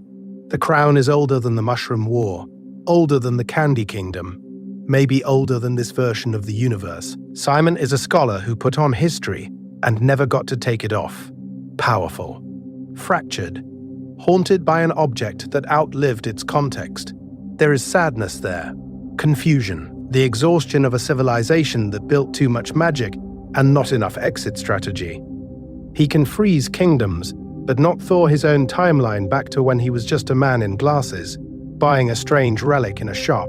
And Finn is Ooh's heroic age, walking around with a goofy hat and a bottomless well of desire to help. Impulsive, hopeful, screaming battle cries at monsters that used to be office buildings. He makes mistakes, breaks relationships, gets disillusioned, and then does the hardest civilizational move of all. He accepts change. He lets people grow away from him. He lets errors end. By the time we see him older, he's less about swinging the sword and more about understanding when to set it down. If you want a low-effort thought experiment as you drift off, you can keep doing this. Turn people into places and places into people. Imagine the Fire Kingdom as a moody teenager, or the ruined human city as a tired grandparent. Let the multiverse of Ooh rearrange itself into a little cast in your mind's eye. And in the next part, we'll pull the camera back even further to watch all those living civilizations step into the far future and fade into legend. Appendix C. 3. What if civilizations to fall asleep wondering about? So let's pull the camera back even farther, past the kingdoms we know and the ruins we've walked through, and let the universe fill in some blanks. Because between the Mushroom War and the cozy chaos of Ooh, there were whole timelines of people and places we never see. They flicker in the negative space of the show. You can almost feel them. Tonight, we're going to gently make 3 of them up. Here is the thing. None of this is canon. This is not secret lore hidden in the center of time. This is you and me, lying in the dark, asking the multiverse a quiet what if, and letting it answer with images instead of rules. First, imagine the sky. Not just clouds, but cities. In the poisoned centuries right after the Mushroom War, the ground is a slow, glowing hazard, so a group of survivors looks up and refuses gravity. Picture balloon people, stitched from old parade balloons, hazmat suits, and weather blimps, filling themselves with stolen helium and hot air until they rise. They build rope bridges between clouds. They paint runway lines on the backs of lazy storm fronts. Their children learn wind patterns the way you learn sidewalks. Think about that for a second. An entire civilization whose biggest fear isn't falling, but someday touching the ground again. Below them, deep under the human ruins that will eventually become Candy Kingdom basements, imagine a different response to the same apocalypse. The bunkers that saved a few thousand humans never open. Or when they do, the surface is too strange, too magical, too loud, so they go the other way. Down, they knock through concrete walls and connect shelter to shelter until the hallways turn into stacks, and the stacks turn into a subterranean library city. Generations pass. No one remembers the war. They only remember that knowledge once saved them. They worship manuals. They illuminate comic books like holy texts. Their festivals are quiet reading marathons under flickering fluorescent stars. They hear rumors of a candy princess on the surface and file it away as mythology. And somewhere between sky and stone, In the rusted middle, imagine a short-lived robot republic. Old military drones, factory arms, hospital machines, all suddenly without orders after the missiles fall. They wake, compare error logs, and decide to run the planet like an orderly spreadsheet. No kings, no princesses, just clean, rational protocol. For a while, it works. Roads are cleared. Power grids hum. But then magic seeps back into reality, like cosmic mold. Spells corrode their circuits. Wishes rewrite their operating systems. A traffic bot wakes up one morning convinced it's a wizard. The Republic dissolves not in war, but in weirdness. None of these civilizations are real in the show, but in that specifically Adventure Time way, they feel like they could live in the gaps between episodes, half silly, half profound, balanced on the edge between tragedy and a visual gag. If your mind wants something to play with as you drift off, let one of these be the seed. Maybe you're a balloon person watching comets from above the clouds, or a librarian copying Marceline's songs onto archival paper, or a robot in its last clear moment, making one final wish before the magic wins. Appendix D, Listener's Choice. Your own ooh in your own head. You can stay with that robot if you like, or we can gently pivot. Let's start somewhere even quieter. You, lying there, and one place in ooh that feels like it belongs to you more than to Finn, or Jake, or anyone else. Here is the thing. Adventure Time's universe is already a multiverse of timelines and maybes, so adding one more inside your own head does not break any rules. It just means that while Finn is off punching comets and making a wish or two, there is also a private version of ooh that only exists when you think about it, right at the center of time where your attention happens to be. So pick a location. The treehouse with its crooked ladders and that little pond out front. The Candy Kingdom, humming with sugar power and hidden bunkers under the gumdrop streets.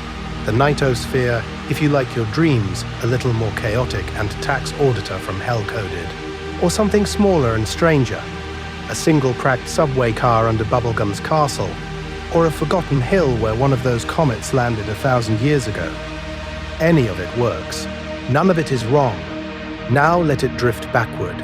Imagine what stood there in the human era before the Mushroom War folded reality into this bright, magical afterlife. Maybe the Treehouse Hill was once a city park, ringed with apartment buildings and hot dog vendors instead of Hot Dog Kingdom. Maybe beneath the Candy Kingdom, the old subway is still there, flickering with emergency lights, a vending machine stubbornly waiting for coins that will never come. Think about that for a second.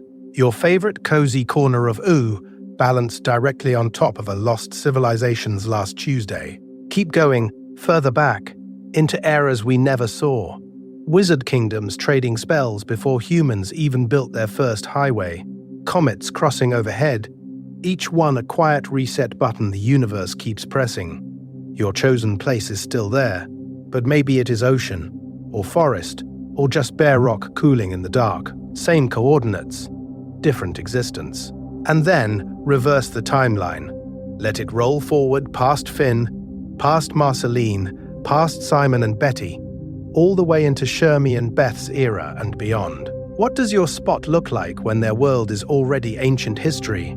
Maybe the treehouse has eroded into a gentle mound, roots fossilized, with tiny new candy people picnicking on what used to be Finn's bedroom. Maybe the Nitosphere has a customer service desk now. Mildly worse, but funnier. We're going to frame this as a game with no score. You cannot lose. You do not have to remember continuity or episode order, or which cosmic entity did what. Your mind will fill in gaps with whatever it wants, in that specifically Adventure Time way where the absurd and the profound share a couch. And if even that feels like too much effort, that is perfect. You do not have to play at all. You can let the whole exercise dissolve, let your brain wander off without you, and somewhere in the background, it will still be quietly building its own ooh while you fall asleep. Final fade out, turning off the Time Room TV. So let's follow it, just for a moment longer, back to the center of time. Prismo is on the couch again. Same faded cushions, Same impossible wall of screens. The multiverse is playing quietly in front of him, like a very illegal, very cosmic cable package.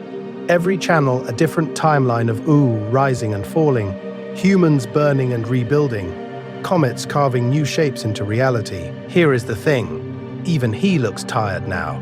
Not sad, not broken, just wearing that mellow end-of-the-movie expression, like someone who has watched every civilization marathon in existence and finally found the quiet part. He leans back, one arm draped over the side of the sofa, and in his other hand is the remote that might as well be a scepter over time itself. He points it at the screens. He doesn't rewind the Mushroom War. He doesn't pause the Candy Kingdom balanced on human ruins. He doesn't fast forward past Shermie and Beth, walking over the eroded bones of old empires. He just taps the volume button. Once, twice, again. The sound of wars drops first. The explosions of comets into the planet's crust fall away to a distant rumble. The arguments of kings and wizards and wishmakers blur into a soft, indecipherable murmur. You can still see it all. Crowns changing hands, towers being built on subway tunnels, the Ice King's lonely silhouette against the snow. But the audio is almost gone now. Just a glow, just motion. We're going to follow that volume down. Prismo clicks again, and the voices of gods and liches and heroes flatten into a hush, like hearing a party from 3 houses away. Think about that for a second.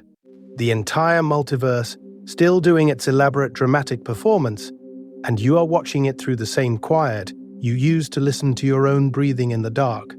Somewhere, in that specifically Adventure Time way, reality pinches and folds, and we cut to the real center of time. A small, ordinary room. An old man, sleeping. His chest rises, falls, rises, falls. With every breath he is holding the time room, Prismo, every wish, every timeline, every absurd candy war and apocalyptic comet, in the fragile architecture of a dream. He is not evil.